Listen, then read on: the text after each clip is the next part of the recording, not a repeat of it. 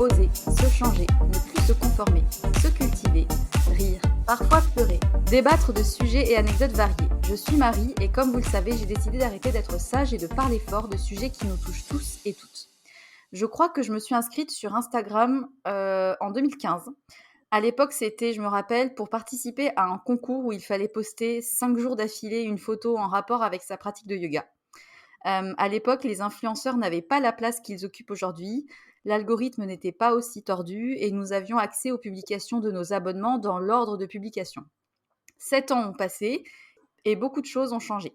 Le format vidéo a pris le pas sur la photo classique, les hashtags sont devenus un élément primordial pour faire remonter ces publications, et surtout, il n'y a jamais eu autant cette course au like du côté des influenceurs et cette course à la consommation de contenu immédiat du côté des utilisateurs.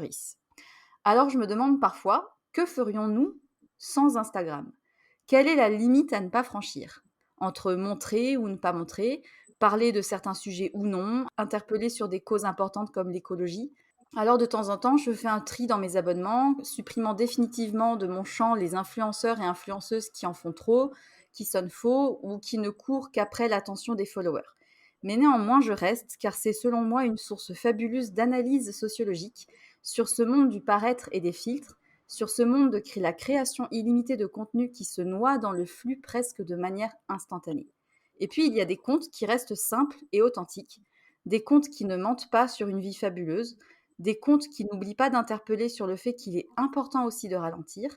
Et pour discuter de tout ça, j'ai le plaisir de recevoir 2 femmes très chouettes que vous connaissez sûrement, Isadora et Marisa, 2 sœurs entrepreneurs dans l'âme, passionnées de cuisine et du bien manger, qui ont eu leur lot d'aventures avec les réseaux sociaux et l'entrepreneuriat. Alors bienvenue à vous deux. Je vous laisse quand même vous présenter et nous dire un peu qui vous êtes, ce que vous faites dans la vie et comment vous vous définissez. Déjà, merci Marie, beaucoup. parce que quelle belle intro. On est, Je me suis chauffée, on est bluffés, on fait Oui. jamais des intros comme ça. Donc merci beaucoup déjà, c'est agréable à écouter cette belle intro. Alors qui on est, Isadora et Marisa. Donc là c'est Isadora qui parle. On est 2 femmes de 34 ans, toutes les 2 mamans de petites filles. On est sœurs jumelles, On est c'est quand sœurs même important jumelles. de le dire. C'est même le plus important. On est sœurs jumelles et nous travaillons ensemble. Nous sommes toutes les 2 à la tête de notre entreprise qui s'appelle Intention. On travaille ensemble depuis 6 ans maintenant. Et nous sommes sur les réseaux sociaux, notamment moi, Isadora, depuis 7 ans. Donc comme tu dis dans l'intro, depuis le début, depuis 2015, enfin le début où ça a commencé vraiment à être, j'ai envie de dire, comme un métier, quoi, depuis 2015. Ouais. Et du coup, donc vous êtes depuis 7 ans, donc depuis à peu près 2015 sur les réseaux Oui. sociaux. Mais dès le départ, c'était un peu dans de la création de contenu ou au départ, c'était un compte un peu plus privé? Alors, non, moi, ça n'a jamais été un compte privé. Moi, je me suis inscrite sur Instagram à la base, pas pour poster moi, mais pour regarder les personnes qui étaient on va dire, les fit girls de l'époque. Comme j'avais du poids à perdre, Marisa, qui est toujours à la pointe des réseaux sociaux, m'avait dit va voir un petit peu sur Tumblr, mais j'ai jamais été sur Tumblr de ma vie, je sais même pas à quoi ça ressemble. Et ensuite, elle m'avait dit va voir sur Instagram, il y a pas mal de personnes qui partagent des trucs, etc. Donc moi, j'avais créé mon compte uniquement pour voir au début. Et puis très vite, je me suis prise au jeu de poster des assiettes. En fait, c'était uniquement ce que je mangeais à l'époque. C'était vraiment pas du tout comme aujourd'hui où c'est des trop belles photos, etc. C'était, on poste son steak haché avec ses haricots verts et son riz blanc sur Instagram, matin, midi et soir. On postait à l'époque. Mais c'était quand même privé Ah parce ouais. que, enfin, je sais pas si tu voulais dire le côté privé ou est-ce qu'on était directement venu sur Instagram pour le côté professionnel, mais à la base, t'étais là pour, tu t'attendais pas à faire Ah ça non, d'un pas jour du d'un tout. métier. C'était vraiment le truc de je poste ce que je mange, mais sans avoir vraiment Oui. d'intention d'avoir des likes même. Non, bah en fait, moi, je C'est une motivation pour toi. privé, j'entendais dans le sens où c'est vrai qu'il y a beaucoup de gens qui créent Instagram pour parler avec leurs amis, etc. Ah, d'accord. Moi, jamais, par exemple. Moi, j'avais même caché Mm. aux gens proches de moi que j'avais un compte Instagram. Donc, oui. j'ai jamais eu le côté un peu privé. Moi, c'était tout de suite, je parlais à des gens, même si Oui, moi Mm. aussi, parce que moi j'ai commencé Instagram parce que j'avais un blog nail art il y a très très longtemps. Donc à l'époque, c'était quand Instagram a été créé, j'avais créé mon compte simplement pour relayer les articles de blog que je faisais à l'époque sur Feu, le site Hello Coton. Et du coup, quand on faisait Mhm. un article de blog, on allait le montrer sur Instagram.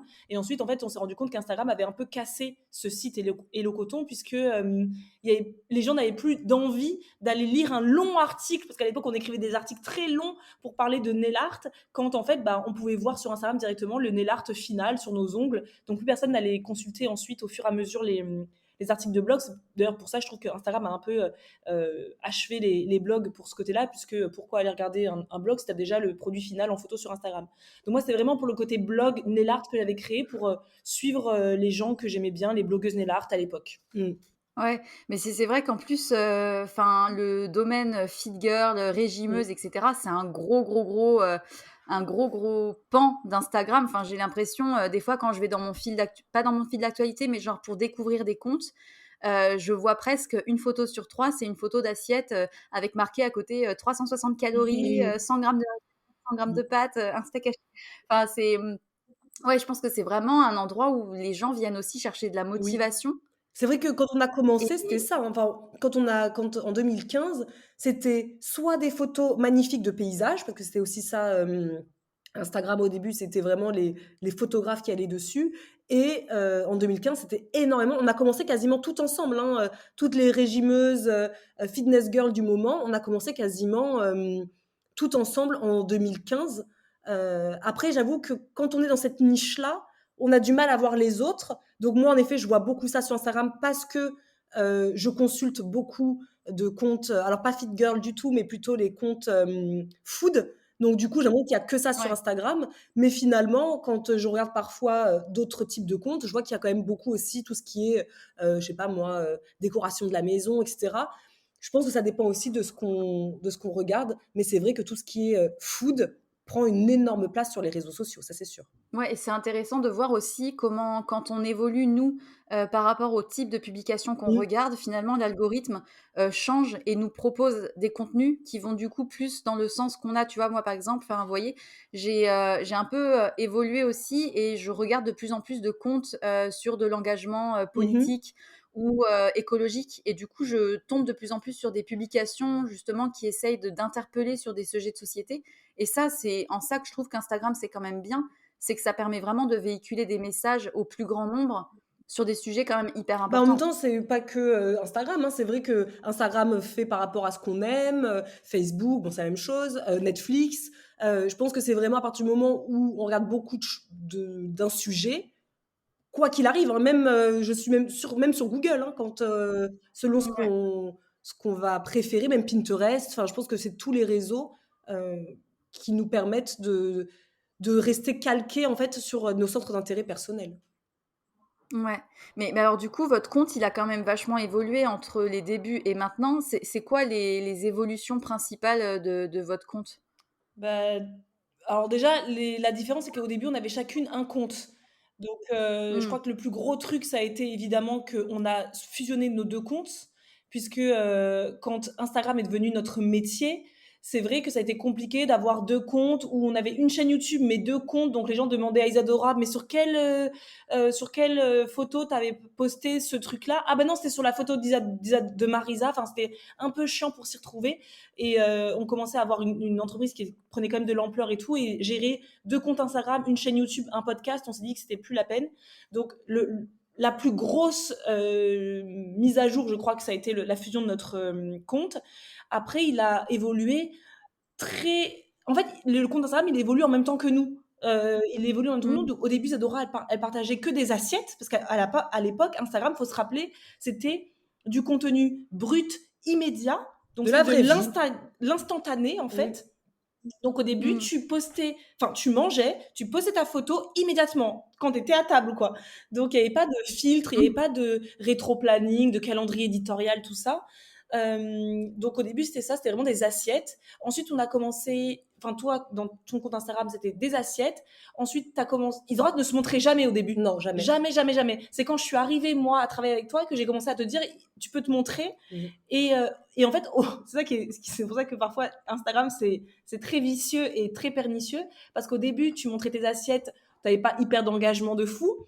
Et dès que Dora a commencé à se montrer, on s'est rendu compte que c'est quand elle commençait à se montrer qu'il y avait plus de likes, justement, on va y revenir, je pense, Mm. que quand elle montrait des assiettes. Et au fur et à mesure du temps, nous, on a totalement arrêté de montrer nos assiettes parce qu'on se rendait compte que les gens n'étaient jamais intéressés par les assiettes. Le contenu assiette était totalement inintéressant pour nos abonnés. Alors, on a commencé à montrer nos têtes, mais avec une assiette. Enfin bref, on a commencé à se mettre aussi, nous, sur notre feed. Mais après, on a suivi les évolutions d'Instagram. Instagram, au début, quand on a commencé, il n'y avait pas de stories. Non. Donc, du coup, On était sur Snapchat à on était sur l'époque. Snapchat. Enfin, bref, on a suivi un peu les goûts. Enfin, moi, je sais pas, je trouve pas qu'il y ait de gros changements, à Bah, part le fait qu'au début, tu montrais des assiettes en instantané et qu'après, tu as montré ta tête. On a montré notre tête. Et ensuite, avec tous ces changements d'Instagram, on s'est figé. On n'a plus rien posté. On poste très, très rarement sur notre feed Instagram. Parce qu'en fait, toutes ces injonctions d'Instagram nous ont bloqués. Et donc, on est devenu de moins en moins, ces dernières années, on est devenu de moins en moins présente sur Instagram que en story, du coup. Là, on est très présente. Ouais. Ouais, je pense que Instagram, en plus, a clairement désormais défavorisé les contenus classiques, tout à photos, fait. etc., pour mettre en avant les Mhm. réels et le format story qui marche très bien. C'est Ouais. ça.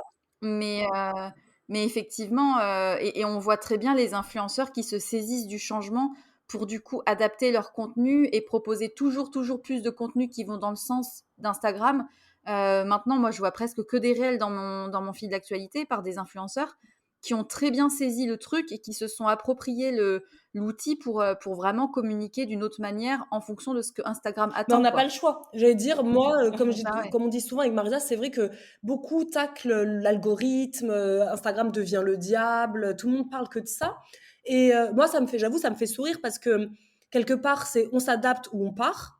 Et c'est comme ça sur Instagram, mais c'est comme ça aussi quand on est salarié d'une grosse boîte, par exemple. On sait très bien que dans une Mm. grosse boîte, ça change de process, comme ils disent, tous les 4 matins. Tous les 4 matins, les salariés doivent changer de process, doivent à nouveau se former, etc.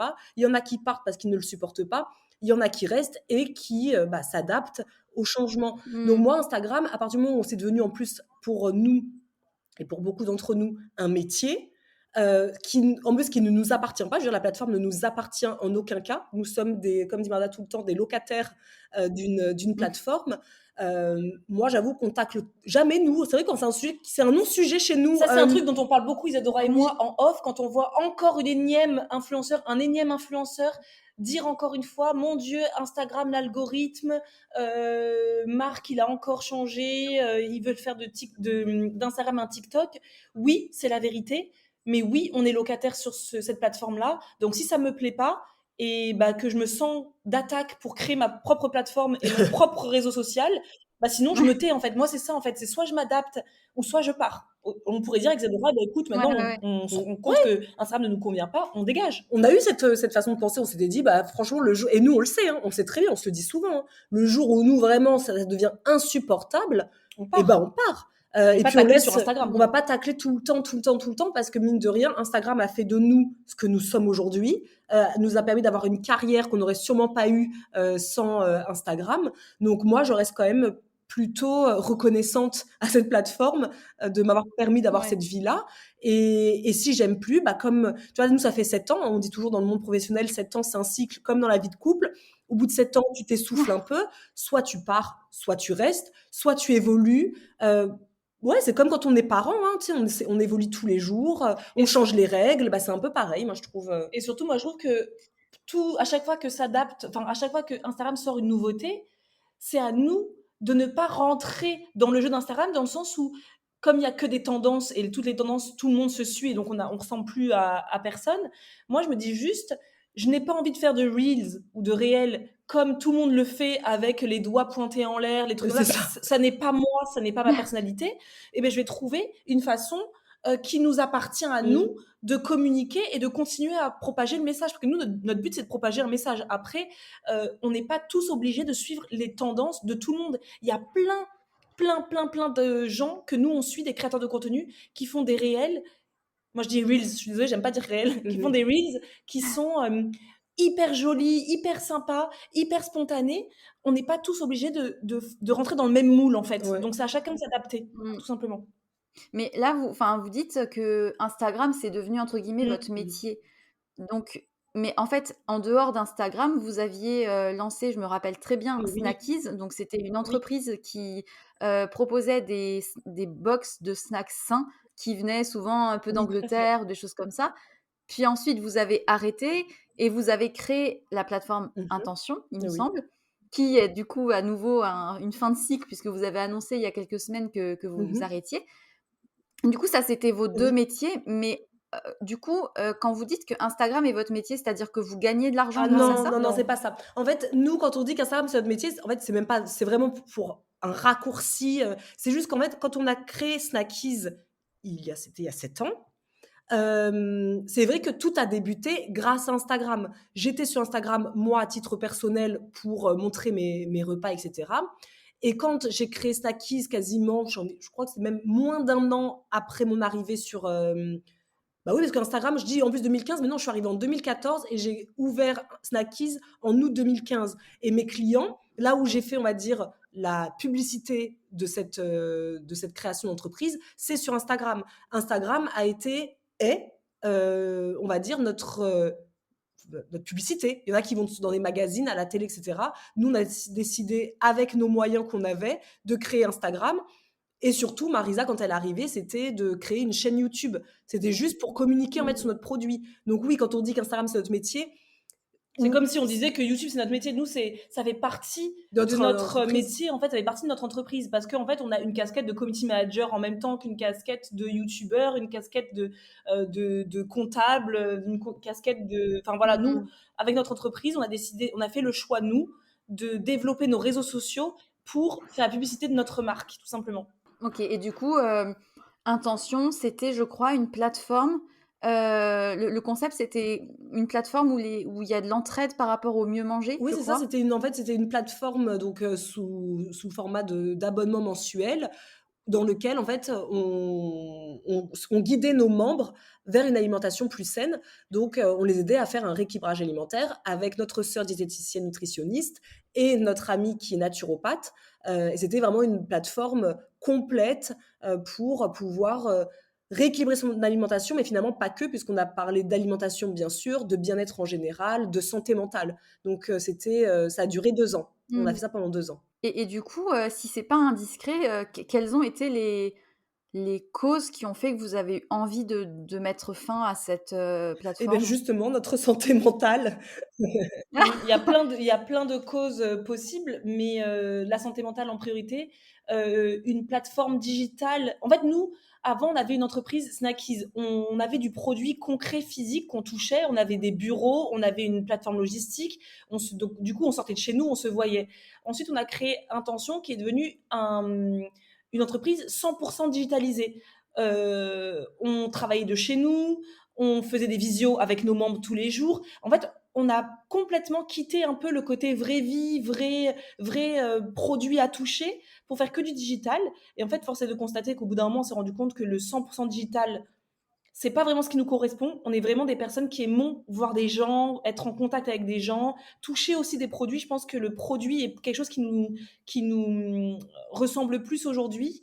Et ensuite, il y a tout cet aspect plateforme mensuelle, membres, qui, même si on a eu des membres, mais vraiment parfaits, il n'y a pas de souci de ce côté-là, sauf qu'une fois que des membres payent quelque chose, enfin payent un abonnement, ils demandent énormément de nous. Et en fait, au bout d'un moment, on avait l'impression qu'on s'est perdu entre les gens qui nous demandaient des choses sur Instagram, donc du contenu gratuit, nos membres qui payaient, donc c'était, on postait un contenu, et dans l'heure qui suivait, c'était quand est-ce qu'il y a le prochain contenu? Mais attendez, on vient de. Voilà. Ouais. Donc en fait, on a commencé je crois, à être comme une cocotte minute, tu vois. On se dit, en fait, on n'en peut plus. Partout, on nous demande sur Instagram des recettes. On a l'impression d'être des machines à contenu, en fait. Ouais, mais il y a beaucoup ce biais-là sur les réseaux sociaux où il y a tellement de contenu en continu que les gens sont dans une espèce de faim permanente d'avoir plus, plus, plus, plus, plus, et de pas se satisfaire juste d'un contenu qui est là de temps en temps,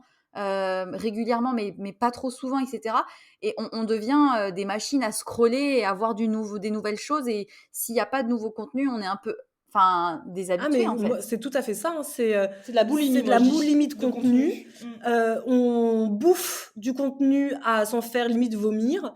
Et en plus, quand on paye, on s'attend. En fait, mais après, on en veut à personne parce qu'en soi, on dit ça aussi, c'est un truc qu'on dit très souvent à Risa et moi, c'est nous qui avons créé ça. C'est-à-dire que Instagram, on nous a proposé une plateforme, donc Instagram, et c'est nous créateurs qui nous sommes mis dans ce jeu de donner énormément de contenu au quotidien, que ce soit sur Instagram et YouTube aussi, hein. Les youtubeurs, au début, on était à 3-4 vidéos par semaine, hein. Et je pense que c'est nous, on était dans une espèce d'euphorie, je pense, de cette nouveauté. On donnait beaucoup. En plus, pour beaucoup, on était jeunes, on n'avait pas de famille, on n'avait pas d'enfants, on avait du temps. En fait, c'était devenu un peu notre vie. Et plus tu vieillis, parce que quand je parle de ça, c'est parce qu'on voit beaucoup des gens de notre âge qui sont là depuis autant de temps que nous, qui commencent à avoir une espèce de lassitude. Mais c'est nous qui avons créé ça. C'est nous qui avons créé ces abonnés qui demandent toujours plus, puisqu'on les habitue à toujours plus. Et aujourd'hui, où nous, on veut tous reprendre un peu une vie plus calme, plus apaisée, etc., en faisant, par exemple, on n'est pas là le week-end, on sera pas là parfois dans la semaine, bah, finalement, il n'y a plus 3 vidéos par semaine, il n'y en a qu'une, ou parfois il y a des comptes qui vont dire on n'en a plus que 2 par mois. Bah, du coup, les abonnés, ils sont là.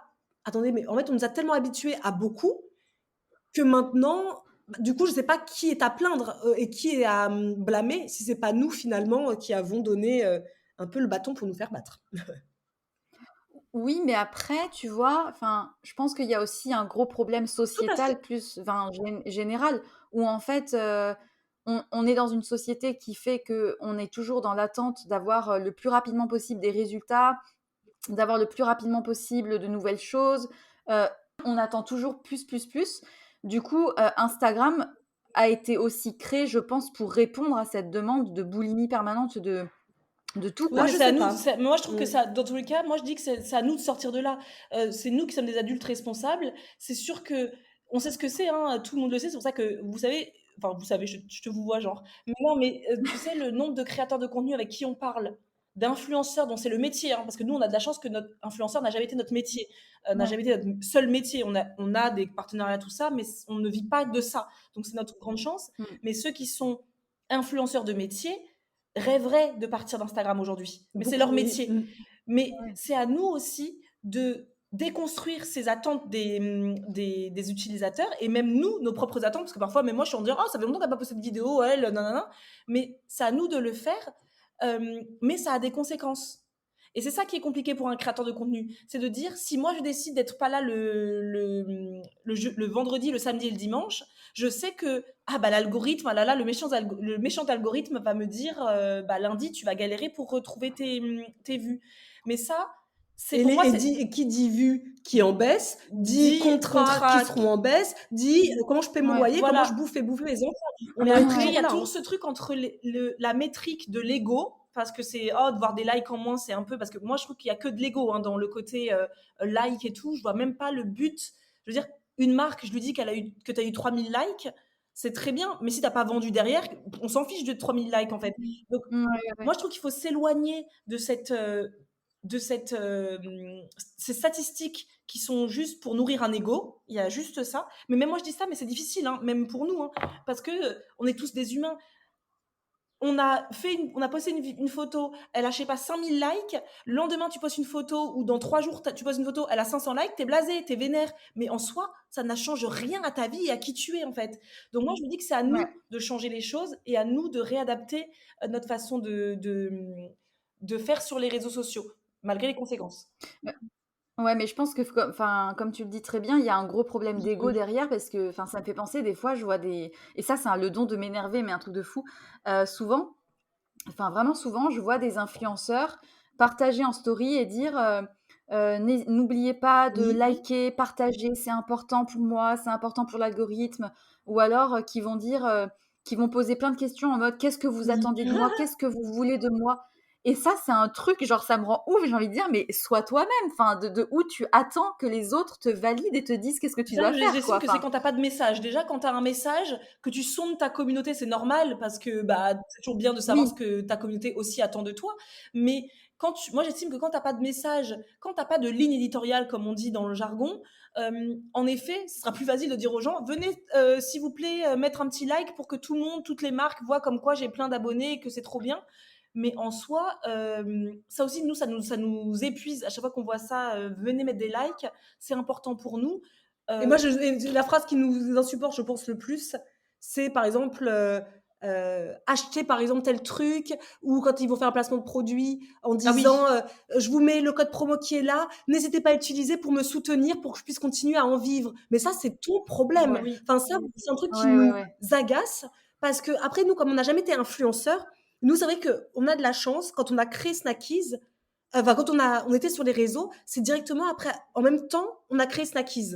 Donc finalement, nous, on a tout de suite été plutôt, on est des chefs d'entreprise qui utilisons Instagram Mmh. pour vendre. Du coup, on n'a pas eu ce Ouais. côté, on doit attendre que les marques nous payent pour vivre. Mais moi, c'est un truc que je comprends jamais, et il y en a tellement qui disent ça. Utiliser mon code promo, comme ça je pourrais continuer à vivre. Moi, j'ai envie de dire, si tu n'arrives pas à vivre en faisant juste ce que tu as besoin de faire toi, ce que tu aimes faire, et toujours devoir quémander, que les gens achètent les produits que tu présentes, je me dis que c'est peut-être que c'est pas fait pour toi et que tu peux aller dans la vie de tous les jours trouver un travail. C'est vrai Ouais. que nous, on est plutôt terre à Non, mais terre. c'est hyper Avec triste. C'est hyper C'est triste en triste, plus, et enfin, Marza et moi, on est très terre à terre, en fait, je pense, dans ce milieu-là, parce que nous, on dit toujours, il y a aussi la vraie vie où il y a du taf, il y a des gens qui peuvent, on peut bosser, on peut se lever le matin pour bosser, et cetera.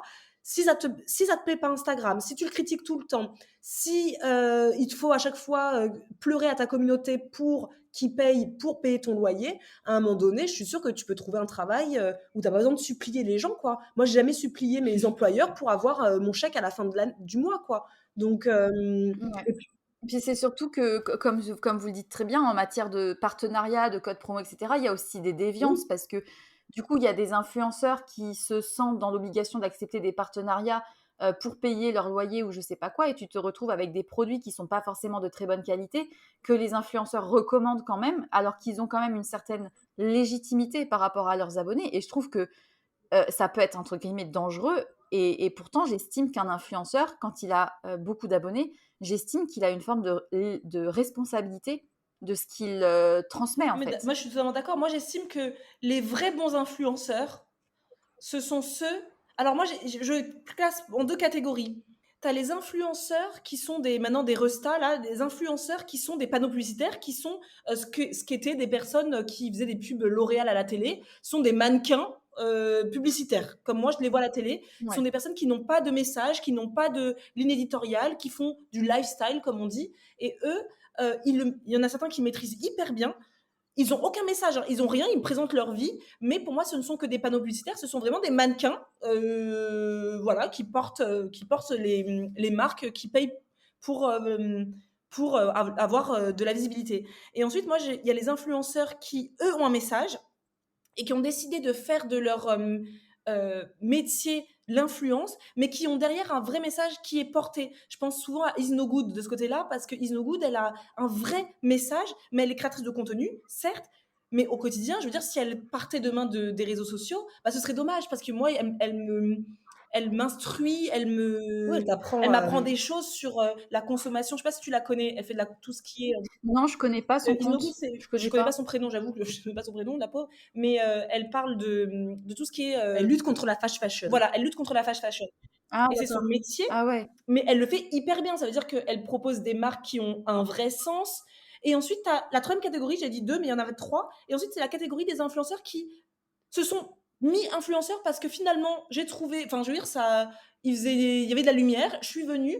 J'ai pas envie de quitter ce métier-là parce que finalement, j'ai pas envie de retourner travailler dans la vraie vie, mais je sais pas du tout ce que je suis censée faire. En fait, je parle de tout et de n'importe quoi. Je prends un produit, je vais plus jamais le réutiliser, mais on m'a payé pour. Et donc, c'est eux qui, moi, je trouve, qui décrédibilisent encore plus le métier parce qu'en fait, Ouais. ils savent pas de quoi parler. Ils sont juste là. Et donc, c'est eux qui viennent nous dire s'il vous plaît, venez Ouais. mettre des likes. Parce qu'en fait, ils n'ont pas de but sur les réseaux. Mmh. Ils n'ont aucun but. Bah, c'est vrai que l'autre fois, on a lu un article quand on était en Irlande avec Marisa l'autre fois.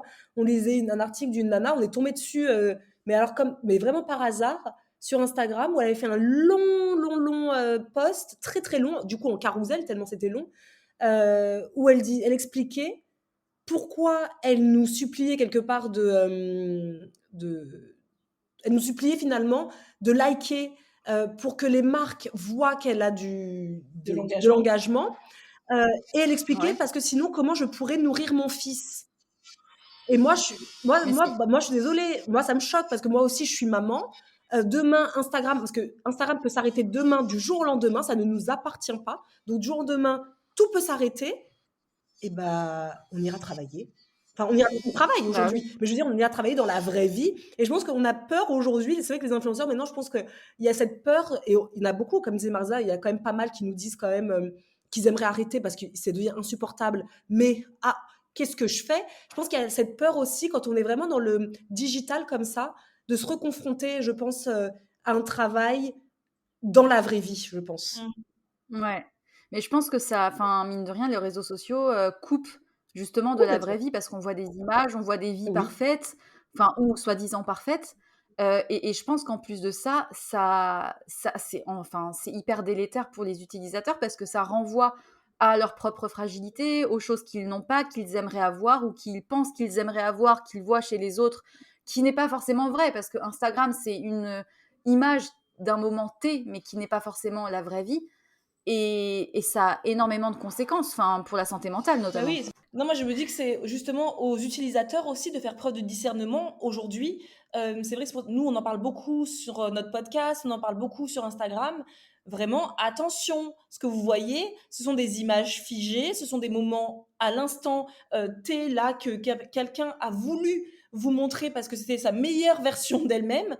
Donc c'est aussi aux Mmh. utilisateurs de faire preuve de discernement. Moi, nous, on pense toujours vraiment aux plus jeunes. Parce que nous, des personnes comme nous, on Ouais. a 34 ans, les personnes qui nous suivent, notre communauté, ont sensiblement souvent le même âge, ou en tout cas, dans ces eaux-là, c'est des personnes qui sont adultes, etc. Donc moi, j'estime que c'est à elles aussi maintenant de faire preuve de discernement et de pouvoir faire le choix de s'éloigner des réseaux qui ne leur conviennent pas, de s'éloigner des comptes qui ne leur font pas de bien. C'est plutôt pour les jeunes, moi, que je trouve que c'est bien compliqué. Ouais. Pour les adultes, j'avoue que moi, si à chaque fois on doit dire, faire des disclaimers à rallonge, etc., je me dis qu'aujourd'hui, on est quand même tous on a tous compris qu'Instagram, c'était du vaste mensonge. Enfin, je veux dire, c'est plus les jeunes, oui, Parce qui que vont les manquer les C'est les jeunes, je sais plus où j'avais lu ça, mais je crois que les chiffres en matière de oui, dépression oui, et de troubles du comportement bien sûr, alimentaire oui. ont augmenté depuis les C'est réseaux normal, sociaux et ça c'est m'étonne pas. normal, Ça ils ont m'étonne pas pas. le même discernement et c'est normal à 20 ans. Mais moi, ça on se le dit souvent avec Marisa, mais nous, on est contente d'avoir connu Instagram à limite 26 ans, et pas à Ouais. 18 ou 15 ans parce que tu n'as pas le recul sur la vie, tu ne vois pas les choses et c'est tout à fait normal. Il faut qu'ils prennent le temps de grandir et de voir la vie avec d'autres yeux. Mais aujourd'hui, eux, quand ils ouvrent Internet et qu'ils voient la nana qui vit dans sa maison à Bali ou à Dubaï avec plein d'argent, lui, le jeune, il se dit pas oui, mais en fait, c'est peut-être une photo là qu'elle a pris, mais juste avant, elle était en train de regarder son compte et elle avait plus rien. Non, lui, il se dit juste, je veux avoir cette vie-là, donc je suis malheureux parce que je n'aurai pas cette vie-là. Moi, je trouve que c'est assez pitoyable ça me fait de la peine vraiment, hein, pitoyable dans le sens vraiment, ça me fait vraiment de peine pour les jeunes. Et nous, comme on a un neveu en plus de Ouais. 24 ans qui nous dit justement que ça lui fait pas du bien, les réseaux sociaux, moi j'ai de la peine pour eux. Mais après pour les adultes, moi je suis d'accord avec Ouais. Marisa, à un moment donné, nous quand on nous dit tout le temps, mais les filles, pourquoi, non c'était quoi l'autre fois, on m'envoie un message pour me dire, vous êtes toujours souriante, mais vous avez jamais un moment où vous pleurez? Moi, à un moment donné, enfin, je veux dire, la nana qui me pose cette question, elle a limite 40 ans. J'ai envie de te dire, Ouais. si, enfin, à un moment donné, il faut bien comprendre que quand je pleure, je vous montre pas sur les réseaux, quoi. Oui, je vous montre les moments Ah où ouais. ça va. Les moments où ça va pas, je ne suis pas sur Instagram, ça c'est évident. Ouais. Mais après, enfin, je repense au code promo et tout, il y a un truc plus pervers, je sais pas si vous l'avez vu passer, mais sûrement, il y a quelques semaines, il y a eu, plein d'influenceuses, des influenceuses que j'apprécie en plus en temps normal, qui ont partagé une offre géniale sur un bundle de e-book. Alors, non, mais j'ai c'est. pas vu passer Non, ça. moi. alors, tu vas nous expliquer, mais c'est trop drôle parce que nous avons été Contacté, oui, contactés j'ai il y a vu le message ce matin, ouais. il y a quelques temps, et même sur Instagram, pour un bundle. Ah Et non, comme nous, à Voilà. chaque fois, on refuse, de toute façon. Oui, non, j'ai même pas regardé. Ah bah, Moi, j'ai vu le écoutez, mail ce matin. alors tenez-vous prêts. C'est quoi? Donc j'ai vu ces partages-là où les nanas, elles expliquaient, oui, le bundle coûte 49 € au lieu de, je sais pas, 3000 €. Vous avez 70 contenus dedans sur l'alimentation, le sport, la parentalité, enfin que sais-je, il y a des bundles de tout, Oui. quoi. Et les influenceuses étaient hyper insistantes en story, en mode n'oubliez pas d'utiliser le lien que je vous ai partagé, etc. Et à en faire des stories, mais tout le temps. C'était vraiment pendant plusieurs jours de n'oubliez pas, c'est jusqu'à dimanche, après ça sera plus jamais, ça sera plus jamais. Donc des techniques de vente marketing quand même bien ficelées. Et je suis tombée sur un compte Instagram d'une nana qui en a parlé à cœur ouvert et qui a expliqué en fait les déviances de ces bundles-là. Ce qu'il faut savoir, c'est que derrière cette machine, il y a une entreprise, donc bundle.co, qui est anglaise, donc qui ne paye pas de taxes en France évidemment, et qui fait en sorte de trouver des auteurs de e-books, etc., et de les rameuter dans leur système. Et ensuite, ce qu'il faut savoir, c'est que les influenceurs ou les créateurs de contenu qui sont à l'origine des e-books, derrière, ils vont gagner mais un pourcentage infime de ce qu'ils auraient dû toucher en temps normal s'ils avaient vendu leur e-book. Donc, théoriquement, ils touchent plus de monde, mais en fait, le revenu qu'ils ont sur ces ventes-là est ridicule. Et derrière, en fait, ceux qui se font le max d'argent, c'est l'entreprise bundle.co qui utilise les influenceuses pour qu'elles partagent le lien du bundle. Et toutes ces influenceuses-là touchent une commission sur chaque vente qui est réalisée. Mais ça brasse un fric de malade. Et c'est ce qu'on appelle la vente pyramidale, en fait. C'est quelque chose qui est d'ailleurs hyper décrié dans tout ce qui est notamment les compléments alimentaires minceurs, etc., où tu as quelqu'un qui va promouvoir un produit et recevoir une commission dessus sur la vente. Et derrière, les créateurs de contenu qui ont vraiment créé ces contenus-là, ils vont toucher Mais peanuts, quoi. ma question, enfin moi, je suis désolée, je vais paraître insensible alors que je suis une personne tellement sensible, mais ma question c'est pourquoi avoir accepté? Nous, on a été contactés, je l'ai vu, en plus je l'ai lu. On a été contactés plein de Déjà, fois on pour a les été trucs contactés de. l'année dernière pour Oui. faire l'e-book de recettes avec je sais pas qui. On n'a jamais répondu. Non. Moi, ce matin, j'ai vu un mail Oui. justement qui disait qu'il y avait un bundle, mais moi, je lis en travers parce que ça m'intéresse. Nous, pour info, je ne sais pas qui sont ces influenceuses, mais nous, on n'a rien vu passer. J'ai rien vu passer. Après, nous, Ah faut ouais? dire qu'Isidore et moi, depuis janvier, on a totalement écrémé notre compte Instagram. Aujourd'hui, on a 132 abonnements, là où les gens ont en général des 1000, 2000 abonnements, nous on en a que 132. Donc déjà 132, Ouais. faut imaginer que ça fait déjà beaucoup, mais sur Instagram c'est très très peu. Mais alors j'ai rien vu J'ai passer. rien vu passer, Je mais connais moi, pas ces ma gens. question, elle sera toujours Ah ouais. ça, c'est pourquoi avoir accepté? Moi, de toute façon, nous, on est très très très mauvaises, hein. Les marques le savent à force, mais nous, on refuse quasiment tout. Pour moi, j'ai créé en plus, on met du cœur dans la création de nos produits. Moi, je suis une chef d'entreprise, j'ai mon entreprise, je ne vois pas pourquoi je devrais faire vivre. Déjà, on a notre entreprise, on fait vivre des gens, on avait des salariés, on a des freelances qui travaillent avec nous. Pourquoi j'irais faire vivre une entreprise que je ne connais même pas? Mais ça, c'est le gros souci. C'est que on leur promet probablement un pourcentage. Moi, ça m'intéresse pas. Moi, j'avoue que ça m'intéresse pas d'avoir un pourcentage infime d'un truc que j'ai créé moi-même. Bah oui, moi je préférais préfère limite créer aller mon site. je préférais dans ce cas aller voir 2-3 blogueuses food qui ont fait aussi un e-book, ou même si je veux aller aussi dans la santé mentale ou la naturopathie, etc. Je les contacte moi-même, et là on se dit que nous ensemble on se fait un truc commun. Je vais pas prendre un intermédiaire dont je ne connais absolument rien du tout. C'est ouais, moi bon, nous on n'a rien vu, hein, j'avoue. Non. Puis mais de toute façon, on aurait, comme d'habitude, nous on refuse. Comme tous ces trucs-là, on les refuse en règle générale parce que on a une entreprise. Mais je comprends que beaucoup ne veulent pas créer de site web, ne veulent pas créer tout un site de e-commerce, mais ça a des conséquences. Moi, je fais pas confiance à quelqu'un que je ne connais pas, hein. Non. C'est ça, mais puis en plus, c'est le côté, moi ce qui m'a plus dérangée, c'était le côté hyper insistant, Oui. où les influenceuses, elles répétaient à longueur de journée: «N'oubliez pas d'utiliser ce lien-là, c'est jusqu'à dimanche, après ça sera fini pour tout jamais», enfin c'était ce côté hyper C'est ce pressurisant, qu'on quoi, on leur a demandé de le faire. Il y a Ouais. plein de personnes, tu sais, quand on est sur les réseaux sociaux, il faut vraiment avoir des épaules, hein. autant pour les commentaires haineux, autant pour l'insistance de la communauté qui veut à tout prix toujours du nouveau contenu, des nouvelles recettes, des nouveaux trucs. Mais il faut aussi pouvoir savoir dire non. Et quand Ouais. tu arrives avec un chèque, une marque arrive, une entreprise arrive avec un chèque, dire non à un chèque, parfois ça coûte. Mais nous, ça Ouais. nous coûte pas tant parce que déjà, on avait une entreprise. Ça nous coûte pas tant parce que moi, jamais, Isadora aussi, pareil, jamais on pourra s'asseoir sur nos valeurs pour un chèque. Et pourtant, Dieu sait que des chèques, Il y en a il eu, y en a des eu beaux. des beaux. Mais après, chaque personne est différente. En fait, c'est ça le truc, c'est qu'il y a des personnes qui vont accepter cette, oui, il faut que tu push. Il y en a qui vont accepter. Je suis pas sûre que derrière la caméra, elles sont satisfaites de leur travail, mais elles le font parce qu'on leur a demandé, et c'est comme ça. Mais après, moi, ces personnes-là, je ne les suis pas. Donc, si toi, ça t'a dérangé, ou si d'autres personnes, ça les dérange, moi, j'avoue que j'ai le désabonnement très facile. Hein. Moi, en Ah 30 ouais, moi secondes, c'est parti. pareil, pareil. D'accord. Non, non, mais pareil, ça a été immédiat. Mais il y a d'ailleurs enfin, qu'est-ce qui fait aujourd'hui que vous restez sur les réseaux sociaux? Ah, c'est Hmm. une bonne question qu'on se pose, je pense. Bah, moi, je Bon, dirais que c'est le Marisa, partage quand même. oui, le Le partage. partage. Ouais, c'est vrai que c'est quelque chose qui nous manquerait parce que quand on pense parfois à partir, euh, c'est vraiment ce côté.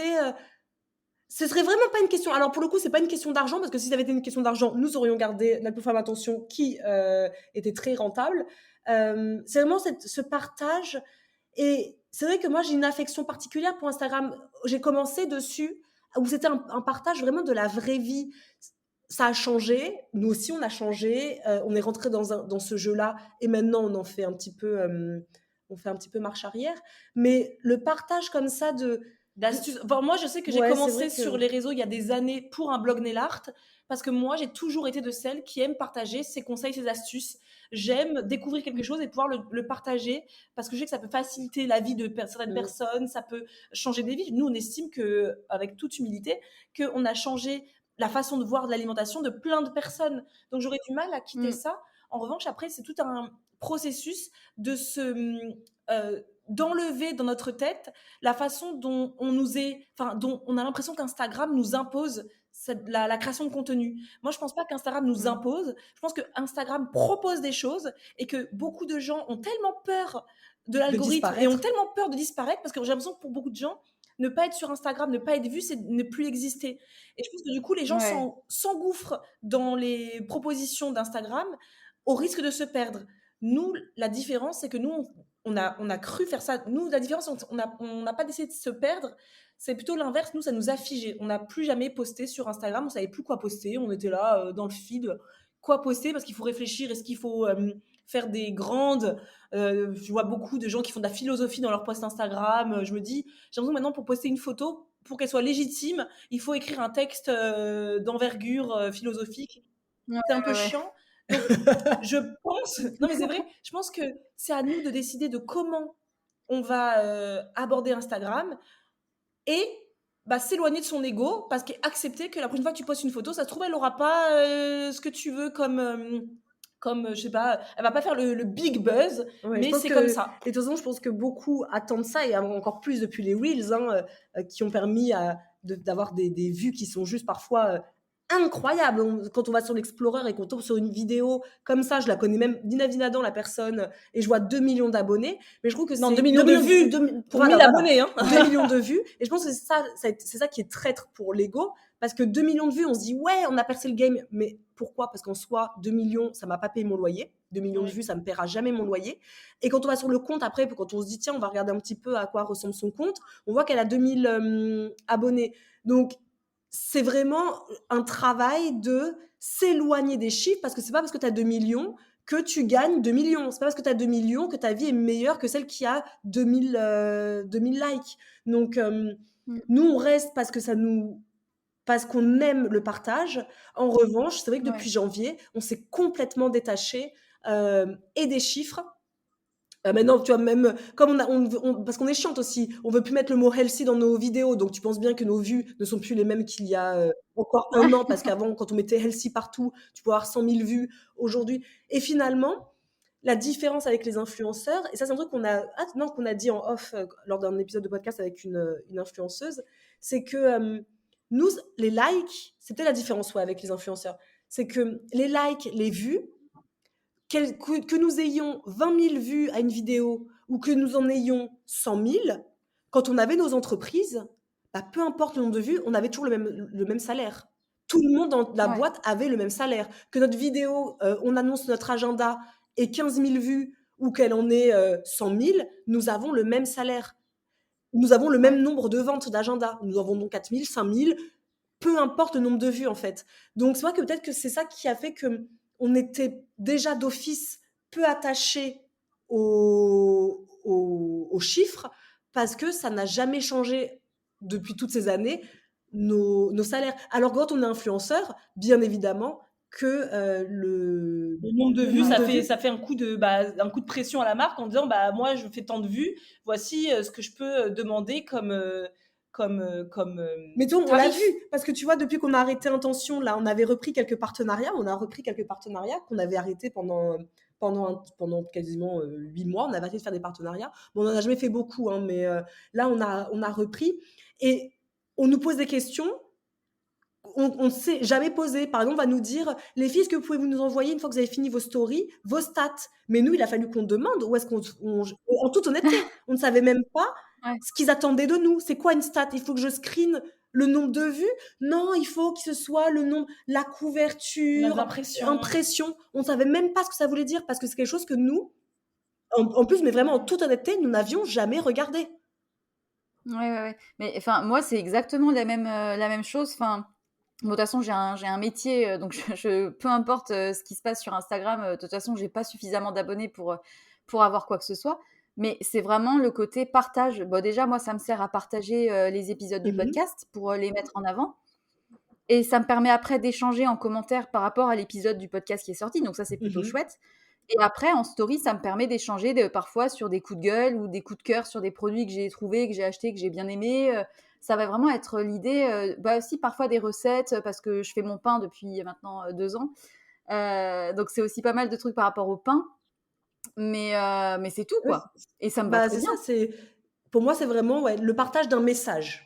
Et c'est ça Voilà. qui a été perdu, je pense, à Instagram, parce qu'Instagram a été vraiment créé au début, c'était ça, c'était le partage. YouTube a été créé à l'époque pour le partage. Et quand c'est devenu la possibilité de en faire un business, de devenir millionnaire, tout le monde imagine qu'on est tous riches quand on est sur les réseaux. Là, tout a été perdu, en fait. Et là, c'est devenu Ouais, la foire à l'ego, en fait. Qui ouais, postera la plus belle photo, qui... Et puis qui vendra le plus parce que C'est quelque part, compliqué. on est tous devenus, enfin nous non, parce que pour le coup, on était déjà chef d'entreprise quand on a commencé, enfin on avait déjà une entreprise.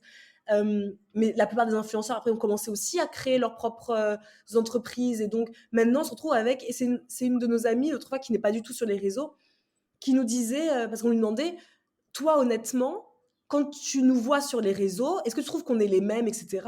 Et je lui disais, et toi qui as un regard complètement extérieur sur les réseaux, qu'est-ce que tu penses des réseaux actuellement? Et elle dit, mais ça devient épouvantable parce qu'à l'époque où il y avait genre deux, trois personnes qui vendaient un produit qui était le leur, aujourd'hui, tout le monde vend un programme sportif, un programme pour perdre du poids, un mm, programme pour élever ses enfants, parce que maintenant il faut acheter des e-books pour élever son enfant.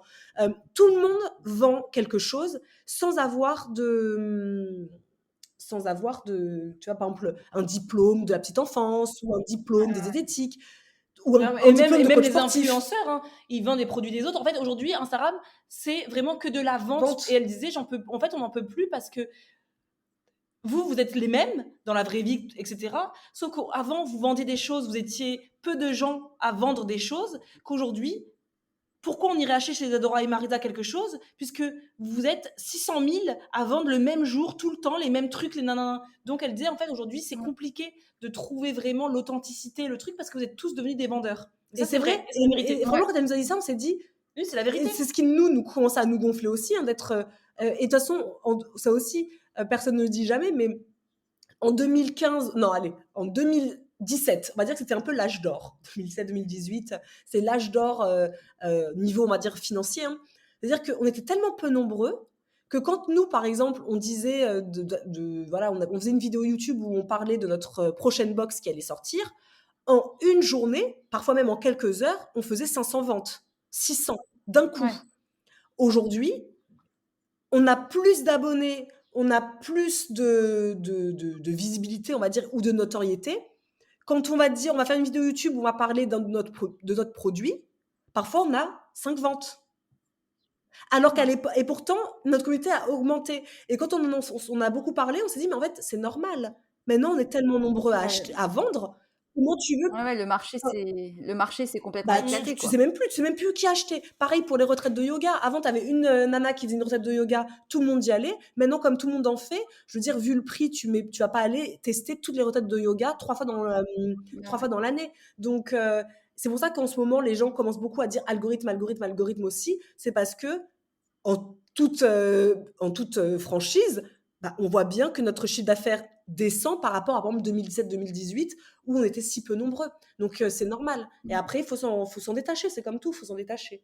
Il faut jouer avec ce Ouais, ouais. jeu-là. Mais dans un épisode de votre podcast, que c'était sur le capitalisme Mhm, intériorisé, je trouvais ça super intéressant. Cette forme de productivisme mhm, permanent qu'on a qui nous pousse à toujours faire des choses et à le prouver. Est-ce que du coup, vous arrivez à vous en détacher un Mhm. peu de tout ça maintenant? C'est dur. C'est dur.